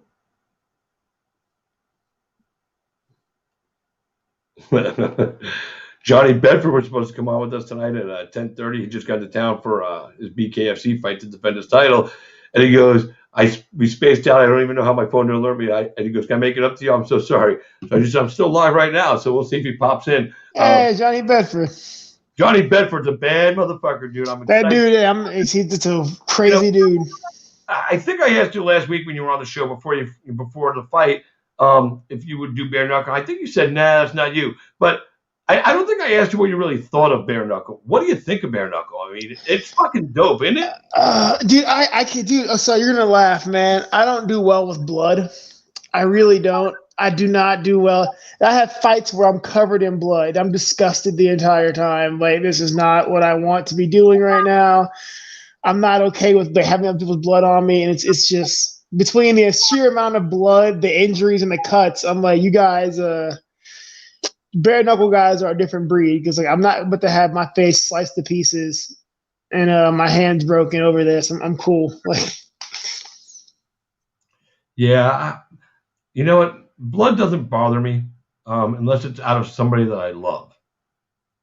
Then it bothers the shit out of me. Like one day, my wife was making something to eat, and she sliced her finger open, and she's in the bathroom dealing with that. It was a nasty fucking cut, dude. I think she sliced off. It actually ended up being a piece of her fucking skin just completely gone, like a chunk of her thumb. nice. And I went in to go look at it. And my neighbor used to be a nurse.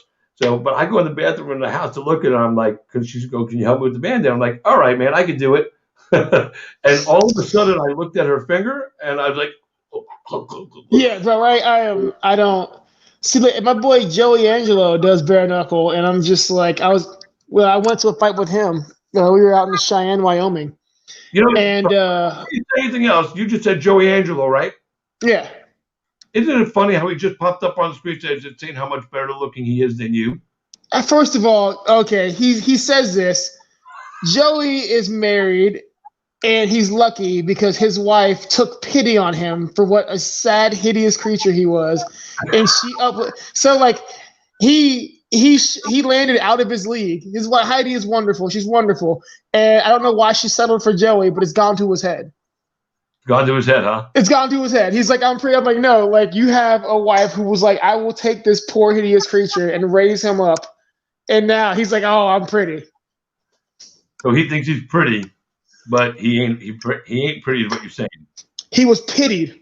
He was pitied by a good woman, and now he's like, oh, I'm pretty. Like, But no, Joey fought in bare knuckle in Cheyenne, and like we were just watching the injuries. Like, oh my god, people were coming back with like chunks hanging off. And we're just in the back. I'm looking at him like, bro, don't come back here looking like this. Like, we go out, we get done, and he didn't get touched. But I was like, bro, don't come back here cut up. Like, we can't do this. I won't be able to hang out with you, man. I gotta go. Yeah, he didn't get touched. He's like, knocked the dude out, spun him 360, but it was hilarious. But like, man, we were seeing people coming back, just black and blue and weird shades of purple. It was horrible.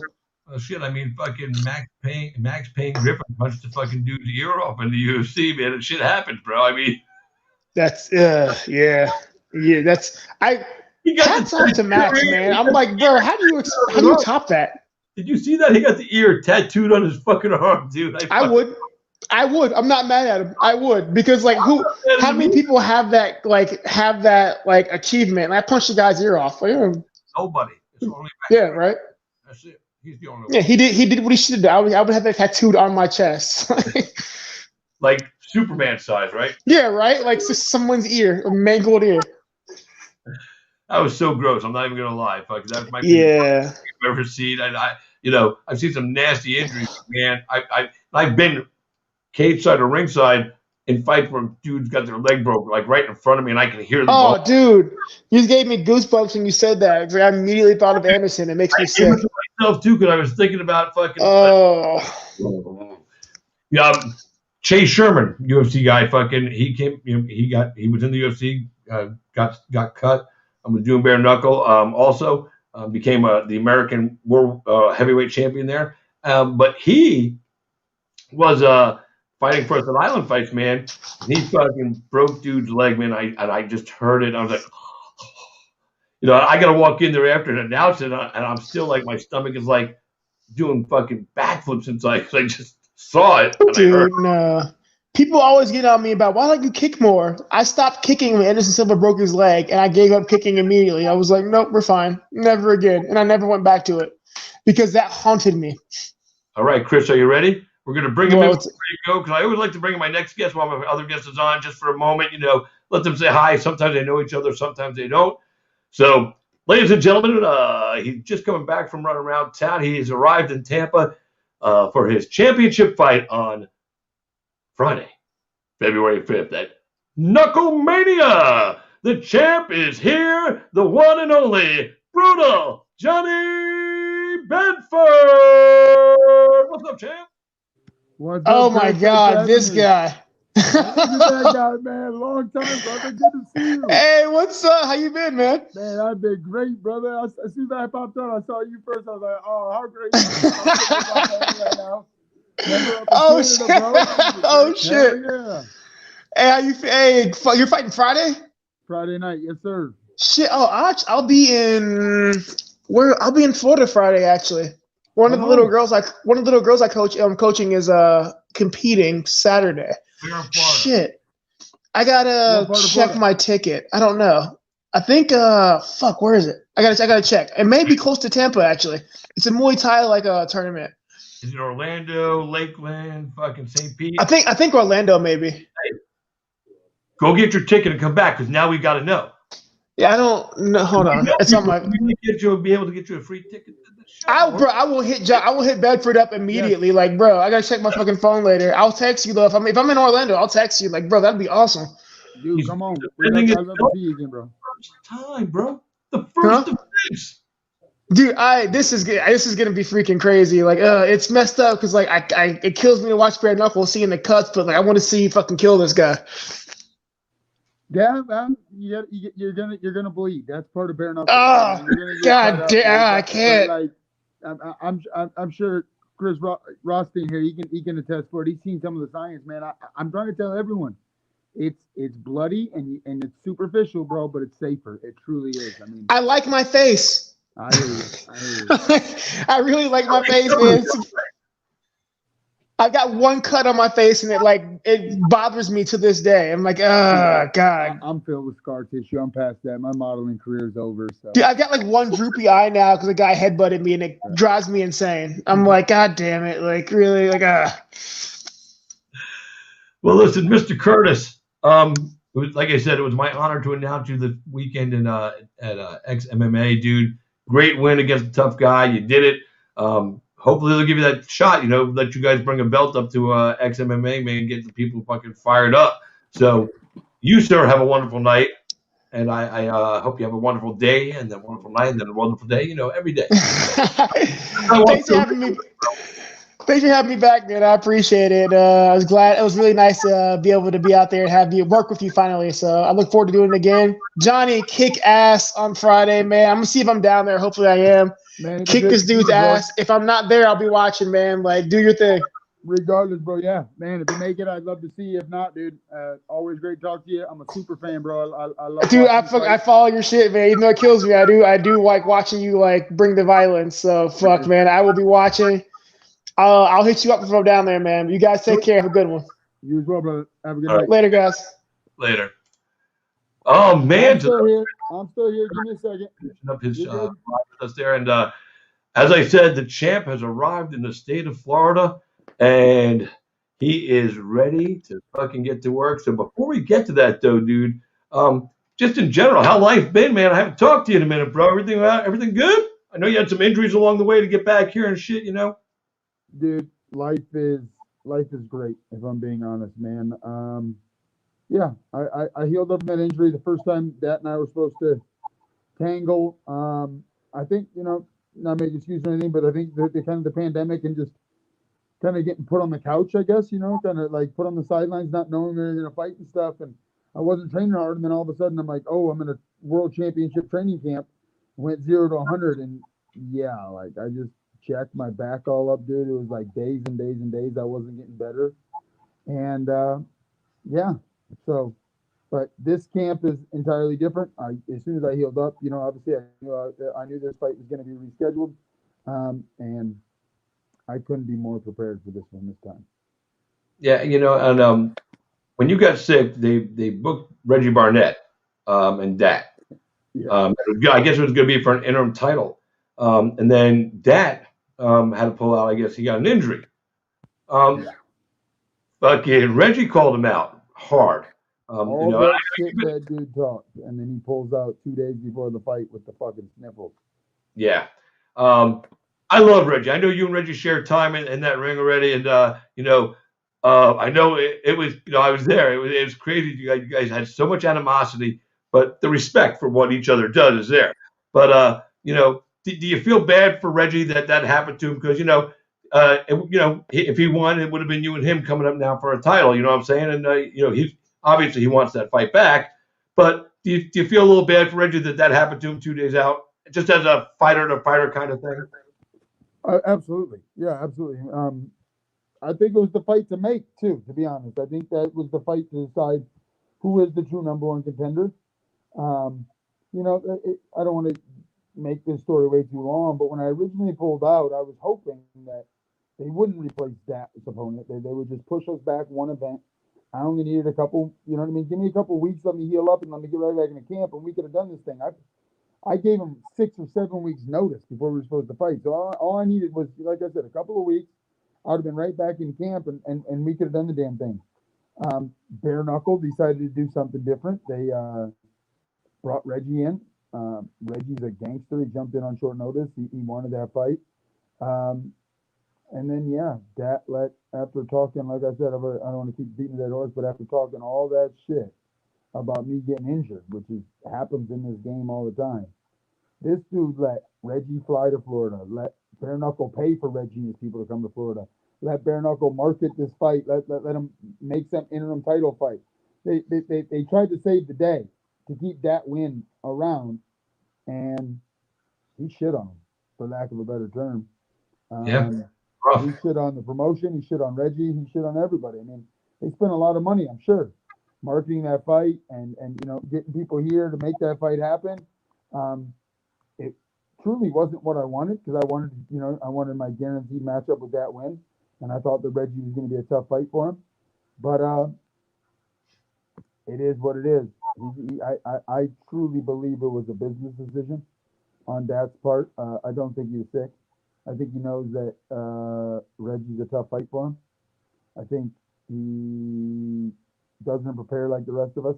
I think he's lazy. And I think it was a risky fight, because if he loses to Reggie, he never gets in the ring with me. And he never gets a shot at the real belt. And we never hear from that win again. So I think it was a smart business decision. I think it's a chicken shit move, but I think it was a smart business decision. And here we are, fast forward 3 months. And now his decision paid off. He gets to get locked in the ring with me, and he gets a chance at the real belt, not the interim belt. He gets a chance at the BKFC World Championship belt. Yep. So smart business decision, but maybe bad decision for his health. Yeah, I don't know about his health. I don't know. Maybe the guy was. I'm not gonna say he wasn't sick, but bro, we're in a pandemic. No, I'm saying. I think you missed what I was saying. Smart business decision, pulling out of that fight the way he did, but bad for his health because he's got to step in with you now. Well, yeah, I am now following you, sir, and I couldn't agree more. I think he thinks he got what he wanted, but 4 days from now, we're gonna find out that he probably should have just stayed home. He doesn't want this. This is so in your mind, it's a case of be careful what you wish for. Absolutely. I mean, I can't fault the guy. He's a prize fighter. He's trying to make money and try to win belts and all those other things. But it's just not your time, dude. I'm sorry. So it's been a long time. How long has it been? Like I've lost track, and I don't even have my notes up because I figured I was just going to get you tomorrow. Yeah, well, it might have been the last time when Reggie and I fought, because I don't know if we spoke before me and Charles Bennett fought. Let me look it up. I'm going to look this up. It might have been, dude. It's been a while, yeah. And then this whole pandemic shit, and it's just been crazy. So it's been a while. Yeah, because I'm sitting there going, I mean, because I was here in Tampa, Yeah. So that was BKFC 8. Or 6. That was 6. That was 6. So June of 2019. So, we're looking at full 18, 19 months. Wow. Yeah. Wow, dude, that's, and along the way, I know there was times you were like going, when the fuck are they going to book me for a fight? You came out publicly a couple of times. Um, I think there was a point where you kind of felt, and I don't know how you feel about this today, and I'm not saying this to stir up trouble, just so you know, but I think there was a point where I think you were said it somewhere in the media where I think you felt a little disrespected because here you are, the undefeated champion, and they were focused on these other people over here, Lobov, and then acquiring Page, and here's your undefeated champ, and you're not getting any pop or any run, and that has to sting, right? Yeah. I mean, absolutely. I wanted to stay busy, and obviously, multiple reasons. I wasn't as busy as I wanted. We are in the middle of a pandemic, so that Sure. ruined everything. But the sport was new. I when I beat Reggie, I already knew. I asked right away that same night that let's go. I'm going up a weight class. Because the problem with it was after I beat Reggie, there was no number one contender. We just went through a true 8-man bracket that you don't have a roster of guys fighting each other, getting on a win streak to earn themselves, a number one contender spot. And I said right away, I'm going up a weight class. I want to stay busy. Bare Knuckle honored that. They found Charles Bennett for me to fight. I'm now Which was cool. Yeah, it was cool. He was a big name guy. It is what it is. I wanted I'm ready. I'm ready. 145 is a good weight class for me. I can go up a weight class. I can fight every month if they want me to. It doesn't matter which weight class. So I'm And hoping 145 is next. no beef or anything with you and Feldman and everything. You guys are all good on the same page. Me and David Feldman are great right now. I just signed a new contract. He's taking care of the champ. I'm happy. I hope he's happy. I know it's a business. I wanna cash as many checks as I can, but you can't put Johnny Bedford on every card. I understand that. So, yeah, just keep me busy, boss, and I'll be happy. And I'm glad, dude, that you guys are on the same page because, to be honest with you, you guys remind me of each other in a few ways as far as mental. Dave doesn't take no for an answer. Dave is going to make shit happen. You know what I mean? He knows what he wants to do and he goes forward and he goes after it aggressively. And you're the same guy. Unfortunately, when you're the fighter and not the promoter, sometimes the promoter steers the car one way for whatever reason. But as long as everybody gets back on the same page and gets in the car, back in the car together, and they all go for the same ride, that's what's important. And you're an undefeated BKFC guy, and you're a champ, and you got both belts on the line. You're taking on that. I don't think there's really much to talk about that you haven't said already as far as that goes. You're going to go in there and you're going to do what Johnny Bedford does. You're going to get brutal. You're going to get bloody, and you're going to walk out with gold around your waist. I don't. I'm one of those guys that sometimes when I talk to you guys, I don't like to just come straight out and say what I think. I like to wait till I post up after. But I've seen that fight, and I've seen him throw punches and everything. And I'm not saying he's not good because he is.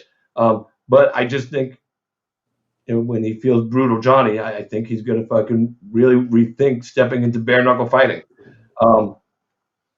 There's something different about you when you fight, dude. I mean, I've watched you, and you become this crazy person. It's really weird to see up close. I almost get a little like, maybe I should move back to the second row, kind of. Some people freak me out like that when they fight, and you're one of them because it's a switch. You're not the guy I'm talking to right now. You really turn something on inside of you, and you're out there to fucking kill or be killed. And that's it, man. some people say that they're out there to do that, and then there's some people that actually are out there to do that. You're one of those. I appreciate that. I take honor in that. I want to be a fan favorite. I want to be entertaining. I want to be the guy that this promotion wants. I want to be the guy that's going to stand in the middle of that fucking ring, and we're going to find out who's better. And we're going to, there's no, I don't need to chase you. You don't need to chase me. We can just stand right here and we can find out who the better man is right now. And I think it's fun for people to watch. I think it's good for the promotion, and I'm having fun. It's my style. I've said it, over and over. I think bare knuckle was freaking made for me. So it's my time. We've seen you do it 5 times, and you come out with the big win, and there's still an O that people are going to want to take from you. So yeah, I think you did. You found your home. I think like Jim Allers. Jim Allers reinvented himself as a bare knuckle fighter because in the UFC, we never saw him beat the shit out of people. Throw the punches the way he has here. Yes, he lost to Palomino. Palomino's a tough motherfucker. Ain't no shame in losing a fight to Luis Palomino. And Jim will come back, but there are guys I think that were meant to do this, and I'm glad Feldman finally got it. Because a guy like you is thriving. And I just sit there and laugh, and I'm thinking, like he fought this guy, beat this guy. Said, fuck it, give me a fight up here. I got Felony Bennett. And I'm just like, I'll fight them all. And I think I've even heard you say you'd fight Allers, you'd fight Palomino, you'd fight any motherfucker in there that wants to fucking take off the gloves and throw down. And I don't think people understand how truthful you are when you say that. You're not worried about the guy with the bigger weight. Can you explain to us why you are like that? Because it doesn't somewhat make sense to want to fight a guy, up in this, 2-3 weight classes ahead of you. Because you're fighting 135. You're not like, walking around at 190, I don't think. So. No, the guys are, and it's not boxing. So it's not like going up a weight class is 2 or 3 pounds. It's a 10-pound difference. And those guys are probably 15 to 20 pounds heavier than me outside of camp. Yeah. But the truth is I'm a pretty big 135 pounder.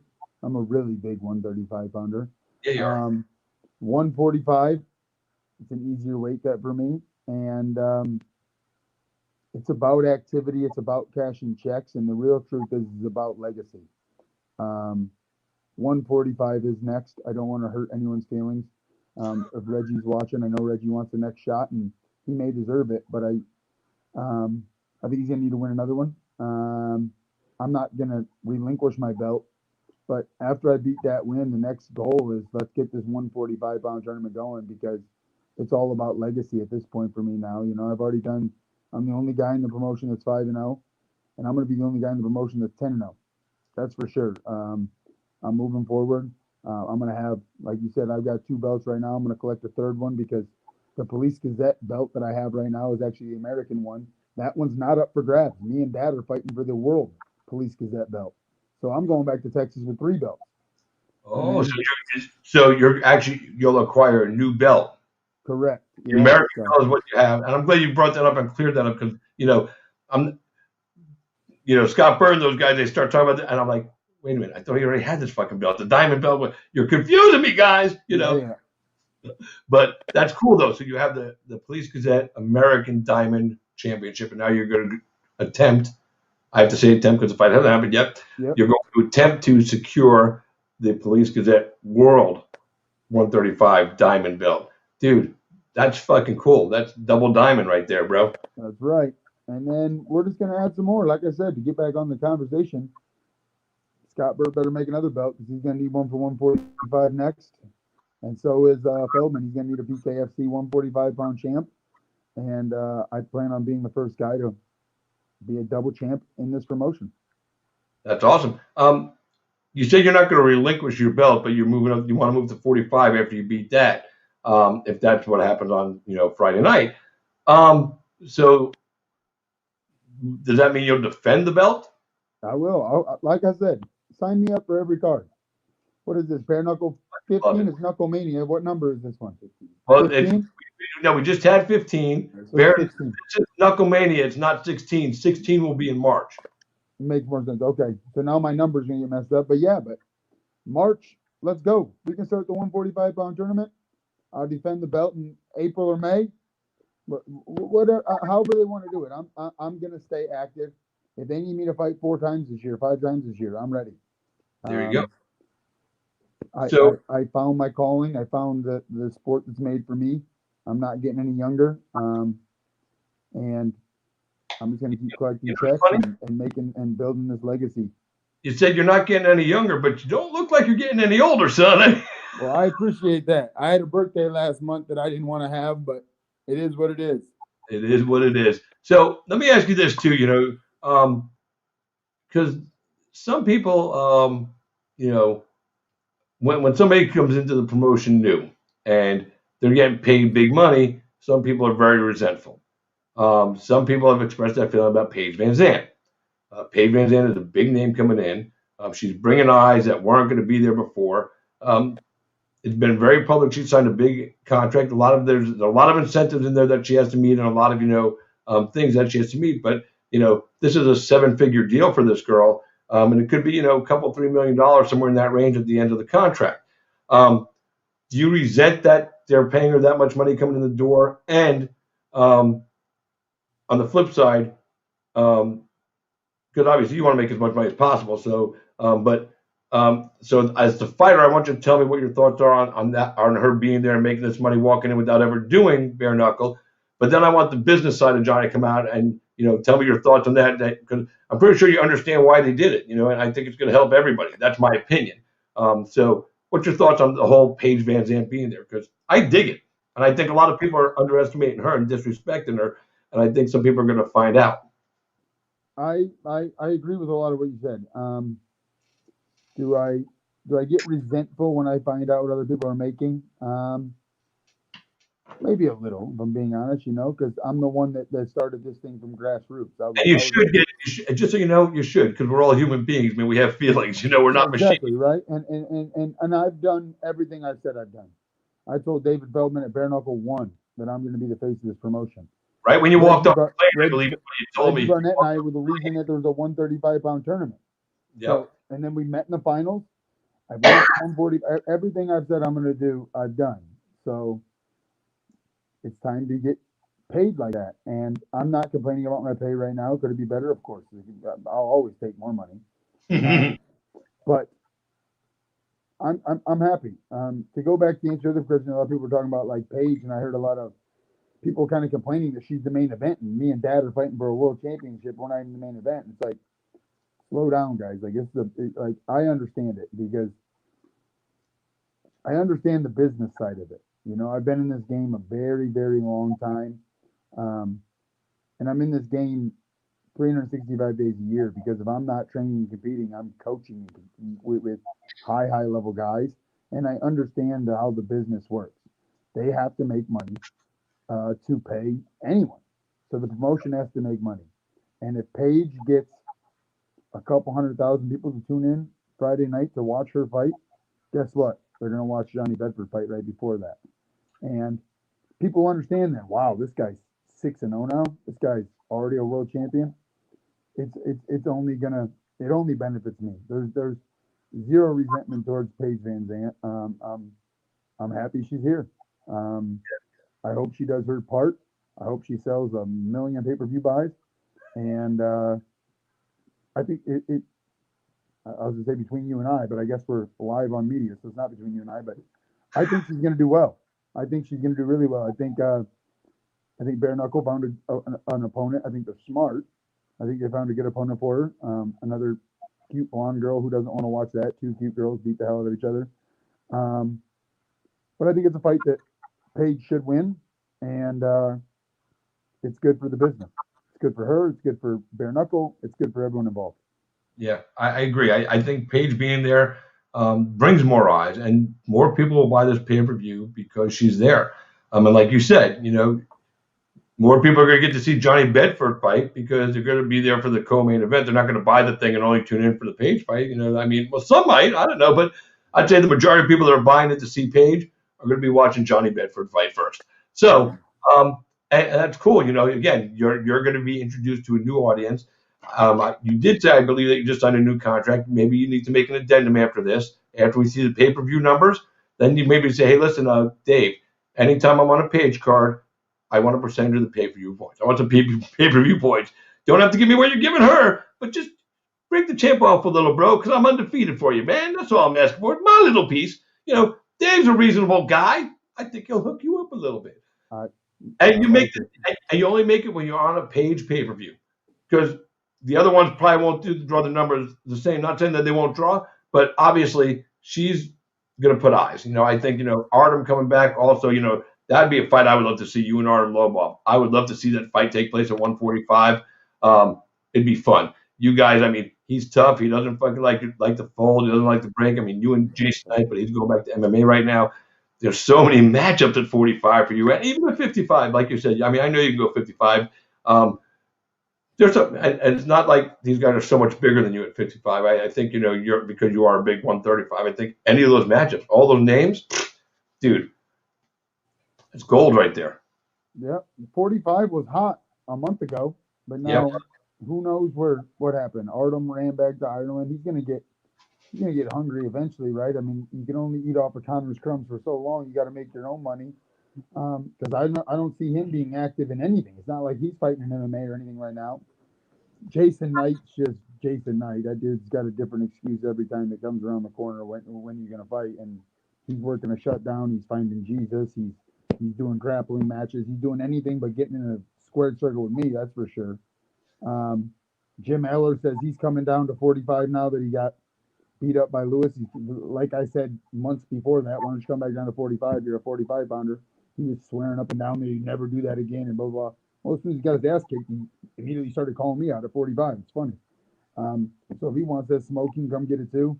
That's another exciting fight. I mean, because Jim's like you. Jim's going to come forward and fight. You're not going to have to go up to Jim like this, go right here, motherfucker, because Jim's going to be there. And like you, I love the style. I mean, he's coming forward. That's what he's shown in every fight. He comes forward. You come forward. Two bulls are going to clash if we ever get that booking, dude. Fucking, I don't even know if I want to be in the arena for that one. I'm going to have to sit home and watch it after because I like both of you guys, man. Fucking one of my people I like is going to get beat up that night. That's the shitty part about this from my view because, I meet you guys, I hang out with some of you, do our thing, fight parties and all that. And as a member of the media, I shouldn't do that, but I like people too much. So, hang out, and then I become buddy with you, and I've known Jim forever, and it's like, now my friends are going to have to fight, fucking. Like I had Kyle Bochniak on my show the other night, kid from the UFC who just fought with us at MMA, and I think his first fight, he took on my boy Brandon Davis, and he beat my boy Brandon Davis up. But we're doing the interview last week. I'm like, and by the way, man, thanks for being on my friend Brandon Michael Davis. I appreciate that, bro. He just starts laughing. I hate watching people I like lose. I mean, fucking, there's some people. Oh wait, commentary. Josh Knight, Jason's brother, commented. I said, Jason Knight told David he wants to fight you, and he will do it for cheap. Where's he at then? Where's he at? Because I've heard Jason Knight's name for 30 times, and I've always said yes. And Jason Knight always has an excuse as to why he's not fighting me. He keeps saying that he'll fight me. He keeps saying that he wants to do it. The truth is he can't sell a ticket outside of Mississippi, so I'll go beat him up in his backyard if you need me to. Well, there you go. So, Josh, if you're still watching and listening, Champ said, where's he at? Let's do it. He'll book it. He'll come to your backyard and do it. He ain't worried about that. I was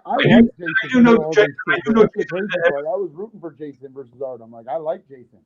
But now all of a sudden, I don't know if it's jealousy. I don't know what it is. But he's got a big fucking mouth now.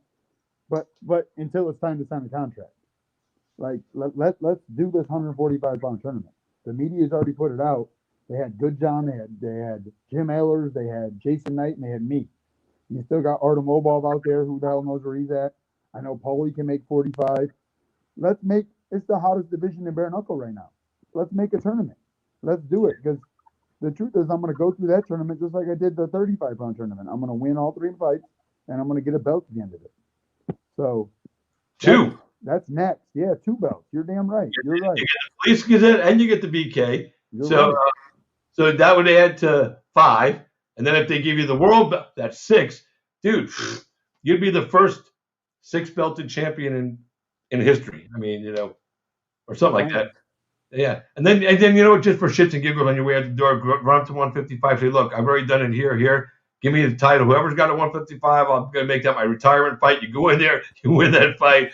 You walk out with 3 belts, the champ, consecutive champ. And Johnny Bedford's legacy and legend has been secured. Sounds good to me. I like it. And then we'll make a movie out of it. There we go. Yeah, we can have you play yourself because you still look like you're a young kid. So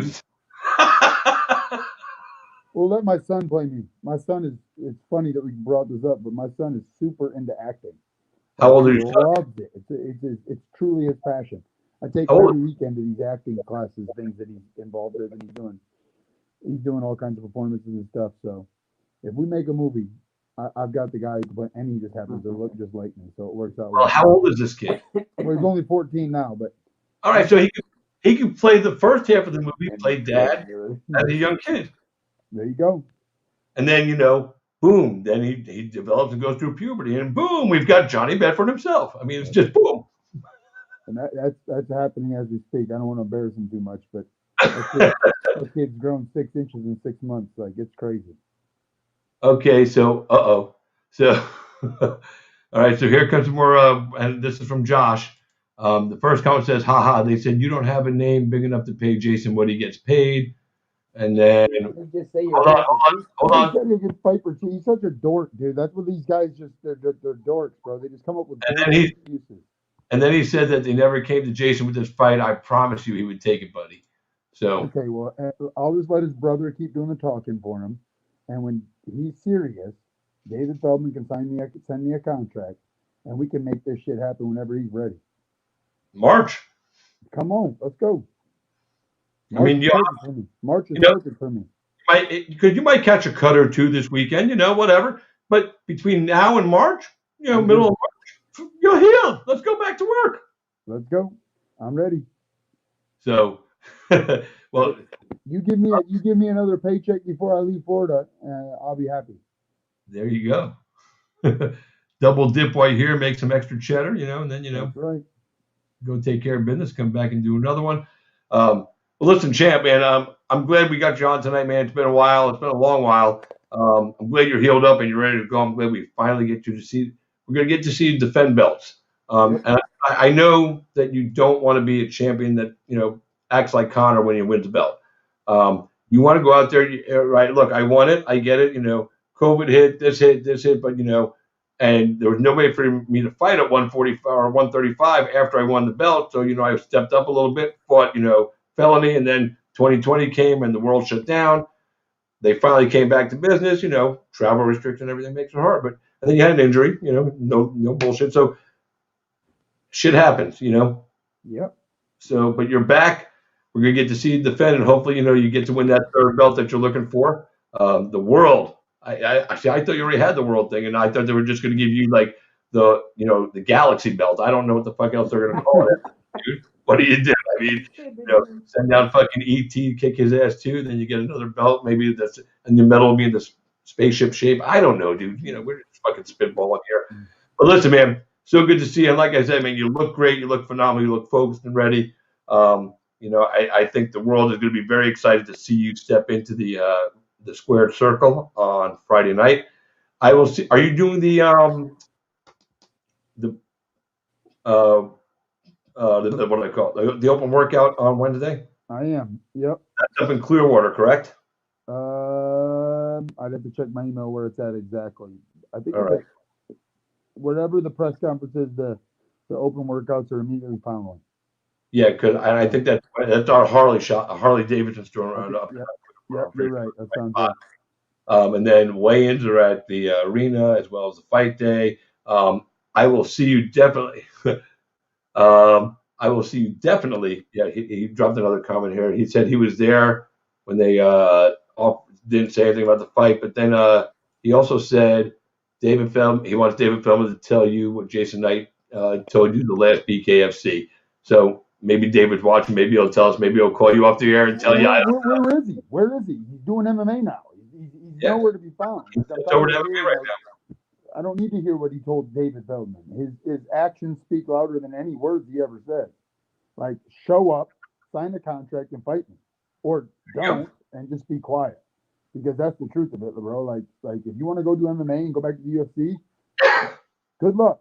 I wish you the best, but keep my fucking name out your mouth then. Like that's the bottom line. Like if you want to go back to MMA, I have zero problem with that. You're a grappler anyway. Go ahead. Like you got busted up by Artem Lobov, bro. You're not like, please. Like if he wants to keep talking and David Feldman's going to pay me to fight him, let me know when. Signed, sealed, delivered. Let's go. I mean, that's it. Well, listen, man. Again, let's start off. glad to see you happy, glad to see you healthy, glad to see you get back to work. I hope everything works out exactly the way you have it envisioned in your head. I will be watching away from the thing. I won't be at the fight. It's Super Bowl week. I work at a club, which means Super Bowl week, everybody all hands on deck, which is cool because I'm hopefully, fingers crossed, knock on wood, I'm going to make some good cheddar this week, working at my club. So it's always a welcome Super. This is my third Super Bowl. The last time I did a Super Bowl, man, fucking much cheddar. Well, just I made like fight purse money. That's good. I'm happy for you, man. I'm praying I get it, but I will definitely see you Thursday, and I might see you Wednesday as well. Good luck. Do your thing. Go out there and show the world that why they miss Johnny Bedford and why they need more Johnny Bedford in their lives. I like that. Dude, you should put that on a shirt. You all need more Johnny Bedford in your life. That's right. I like it. I want 15 fucking cents off every shirt you sell. Deal. Well, listen, brother, man, glad you made it safe to Tampa. That's the first part of the whole journey, this week. So that part's done. I already know you're on weight, so it's time to go to work. Weight cut's going great. This camp has been great. I'm ready. Friday night, you're going to see the best Johnny Bedford you've seen yet. So I hope he's ready. Yeah, and remember, guys, it's going to be a pay-per-view, so you can find it on your cable provider. And it's not going to be on the BKTV app. However, if you do subscribe to the BKTV app, you get the pay-per-view for $20 or something like that instead of the $40. That's the normal price. If you're bitching about the $40, get a few friends together and go watch. Some people are talking so much shit about the price. It's fucking $40, motherfuckers. You spend that on 2 fucking lattes and a fucking croissant at Starbucks every week. Shut the fuck up. It's the same guys bitching about the $40 that are the same guys bitching that fighters don't get paid enough. All the time. It's like, so And what? the same guys that steal pay-per-views. Fucking scumbags. Dude, it's terrible. Like, I saw your comment the other day, and it was perfect. You called out the media that was like claiming they were going to look for illegal streams. Like, that's such horseshit. Like, I'm here to make money. I don't make money by you stealing streams and getting shit for free. David Feldman can't afford to pay me and pay Paige and pay that win and pay anybody. If everyone's just getting this shit for free all the time, it's a business. Like, it's a business. So I know. I saw that pay-per-view. Yeah, I saw that guy's post, and I was like, "Oh no, I'm putting this motherfucker on blast because you're not going to do that and act like you're, his website's called Ambassador to Fighters. How can you call yourself an ambassador to fighters when you're fucking stealing the money out of their fucking pocket by fucking stealing pay-per-view, whether it's UFC or BKFC or any of them that do a pay-per-view model, and you're just trying to find a free stream because fucking you don't really you're not an ambassador. You don't support the fighters. If you did, you wouldn't fucking ever put a post like that up in your fucking life. It's fucking ridiculous. It's disrespectful. And his page was taken down because he was using BKFC in the name of BKFC Fighting News. So you can't use that fucking. So I'm sure there's a trademark thing, but that page got shut down within fucking an hour. BKFC responded with fucking power at this guy. So don't fuck with David Feldman and BKFC, and don't fuck with Dana White and BK and the UFC, man. Dana White will fucking really come after you hard. Maybe Feldman won't come at you just yet, but you know what?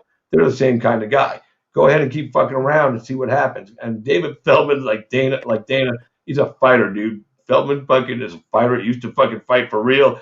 Fucking people fucking don't get it, man. It's business. Johnny Bedford needs to make money. Paige Van Zandt needs to make money. All these fighters need to make money. If their event is on pay-per-view, buy the pay-per-view. If you support the sport and you support the fighters, then buy the pay-per-view.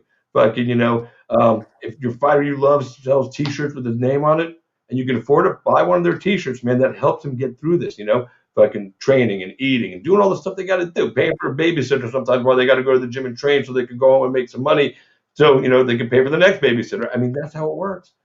When you steal the shit, dude, you're just a scumbag, and you should never call yourself a fight fan. And anybody that doesn't like me saying that can go fuck themselves. I don't give a fuck. I always stand proud on that one, man. Fucking it's bullshit. I hate it. I've been a DJ for most of my adult life. And before computer music ever came out, I do records and tapes and all that stuff. I always bought my stuff.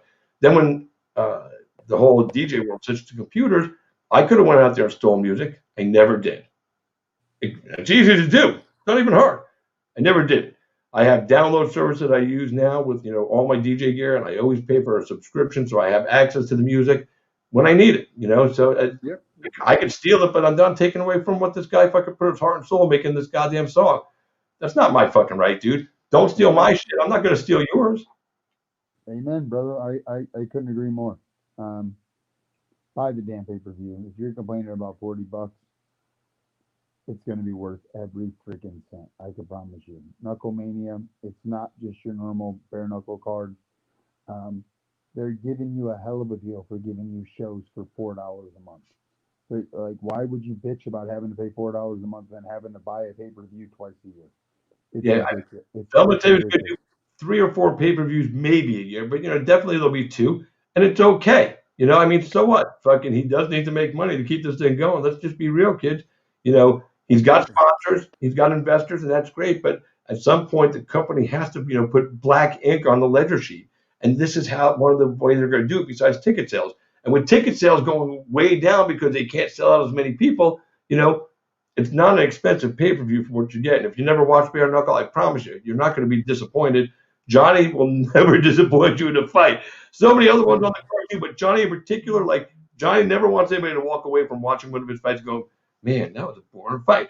He wants people to walk away and go, yeah, even if whether it's MMA or bare knuckle, even if Johnny loses a fight, people are going to go, that Johnny motherfucking Bedford, that's the kind of fight I like to watch. That's it. And this is going to happen Friday night. Someone's leaving on their shield. That fight alone is worth $35.75 on its own. You know what I mean? You add in $5 for Page, you call it a day. Right. You're right, man. So buy the pay-per-view, support the fighters, support the promotion. What's that? Do you have your own code? Fight TV sent me something, yeah. I'm gonna send it back home to my Texas people. But they're already all buying it. I've got parties all over DFW. I've got sponsors that are hosting hosting watch parties. Tell people. Tell people your code to use so they can buy it under your name. You get credit for that, right? Yeah. Fight TV sent me something, so yeah, absolutely. So do you have a code that you want to share so people can buy it under your name? I am not prepared, and I'd have to mute this and go find it and all those other things. So listen. I'll plug it to you later. Yeah, and listen, just plug because I'll pop it here on the comment thread even after the show's over. I'll pop it on there and I'll just let people know, I'll post it in your I'll be your stand-in poster from Johnny. He said thank you. There you go. I'll send you a link when we're done here. All right, well, listen, brother, you go get yourself some rest, man. I know you traveled today. I'm glad you made it safe. Like I said, that's the first part of the journey to the fucking ring, and done. Check. Yep. Enjoy your night, man. Get some rest, and we will see you either Wednesday. Definitely see you Thursday. Might see you Wednesday. It just depends on how work shit goes. But glad you're here, man. Glad you're finally getting to get back in there. I know you've been chomping at the bit, man, and I know I would not want to be the guy standing across the ring for you not in this fight coming back. Never really, but I mean, in particular this one because I know you're hungry. You know what I'm saying? I know you're hungry, and hungry Johnny is very dangerous, Johnny. We'll just leave it at that. It's not to kiss your ass. I just watched your fight for so long. I know when Johnny's hungry, Johnny goes out there and eats. So, You said it best. That win brought a new kind of hunger out of me. This has been the best training camp I've had for bare knuckle, and I truly believe you're going to see the best me that you've ever seen on Friday night. Shit, if I'm going to see better when I already saw, man, I'm already fucking salivating, dude, because I watched you do some fucking badass shit. So, and thanks for entertaining us too. You know what I'm saying, man? It's always awesome, man. So, hey, by the way, guys, if you're watching the show, next time you see a fighter on social media, popping whatever, Tom, go into his comment thread and just say, hey, thanks for the show or thanks for the entertainment. You know what? I don't think they hear that enough. So I'm going to start a hashtag. Andrew, you two help me out with this. We're going to start a hashtag Thank a Fighter. We're going to make fucking Thank a Fighter Thursday or so. I'm going to create something. We're going to thank a fucking fighter, you motherfuckers. There you go. Yeah. All right, cool. Well, listen, you have a great night. Again, thanks for the time tonight, champ. I appreciate it, man. Glad you made it, and don't worry that it was late. We started a show late tonight because first guest tonight couldn't come on until 9:30. So I was like, so we'll just see what happens. And you messaged me. I was like, perfect. We're going to Chris. Me and Chris Kirk yakking it up, dude. Fucking, he was. And Andrew Drew Griggs tell me to tell you what's up, Johnny. That's a good dude. Tell him I said hi. He said, well, you just say hi. I just did. That's how this media thing works. I'm over here, just different time zone. Just got done running. I'm like, I can say hello. Hello, Andrew. That was awesome. That might be one of my favorite moments ever on my show. That was funny. Well, listen, man, you enjoy the night, man. Get some rest. I know you got a busy schedule coming up this week, so enjoy it, soak it in, man.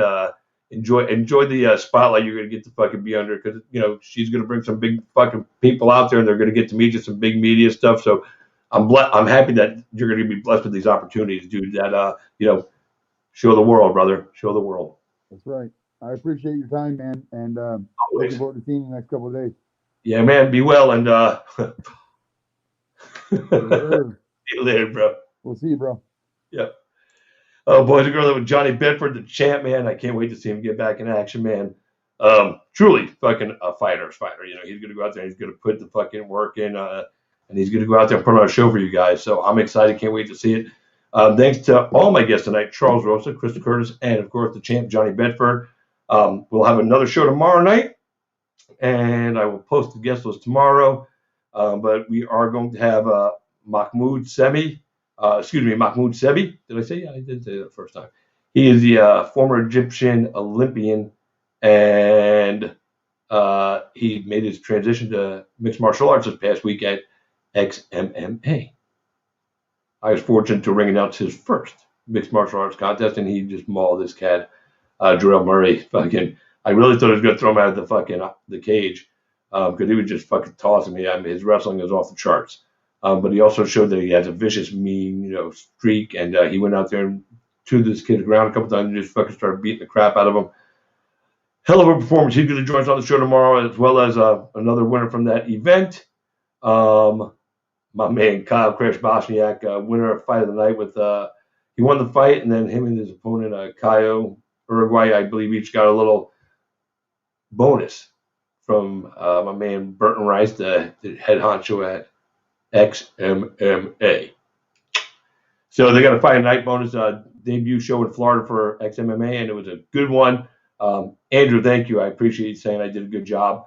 I was fighting with the microphone all night. A couple of times I cracked on. I know I did, because I'm trying to strain to get the mic to fucking, pick me up, because the fucking sound guys, had some issues. I know some people heard it at home because they were messaging me during the fights.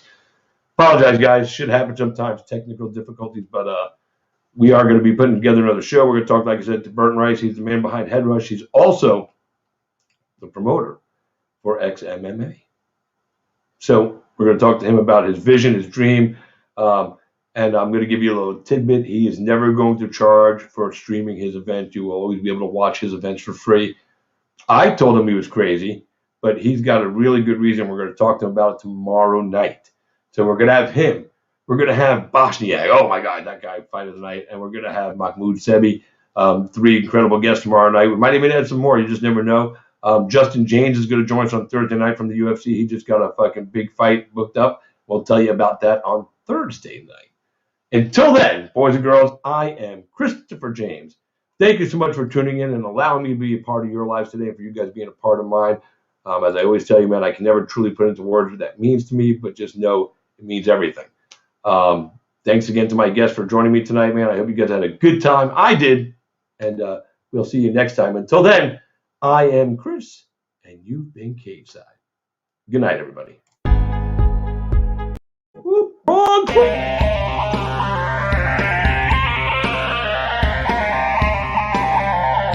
What happens if you lose, Nick? Who the hell is Aquaman?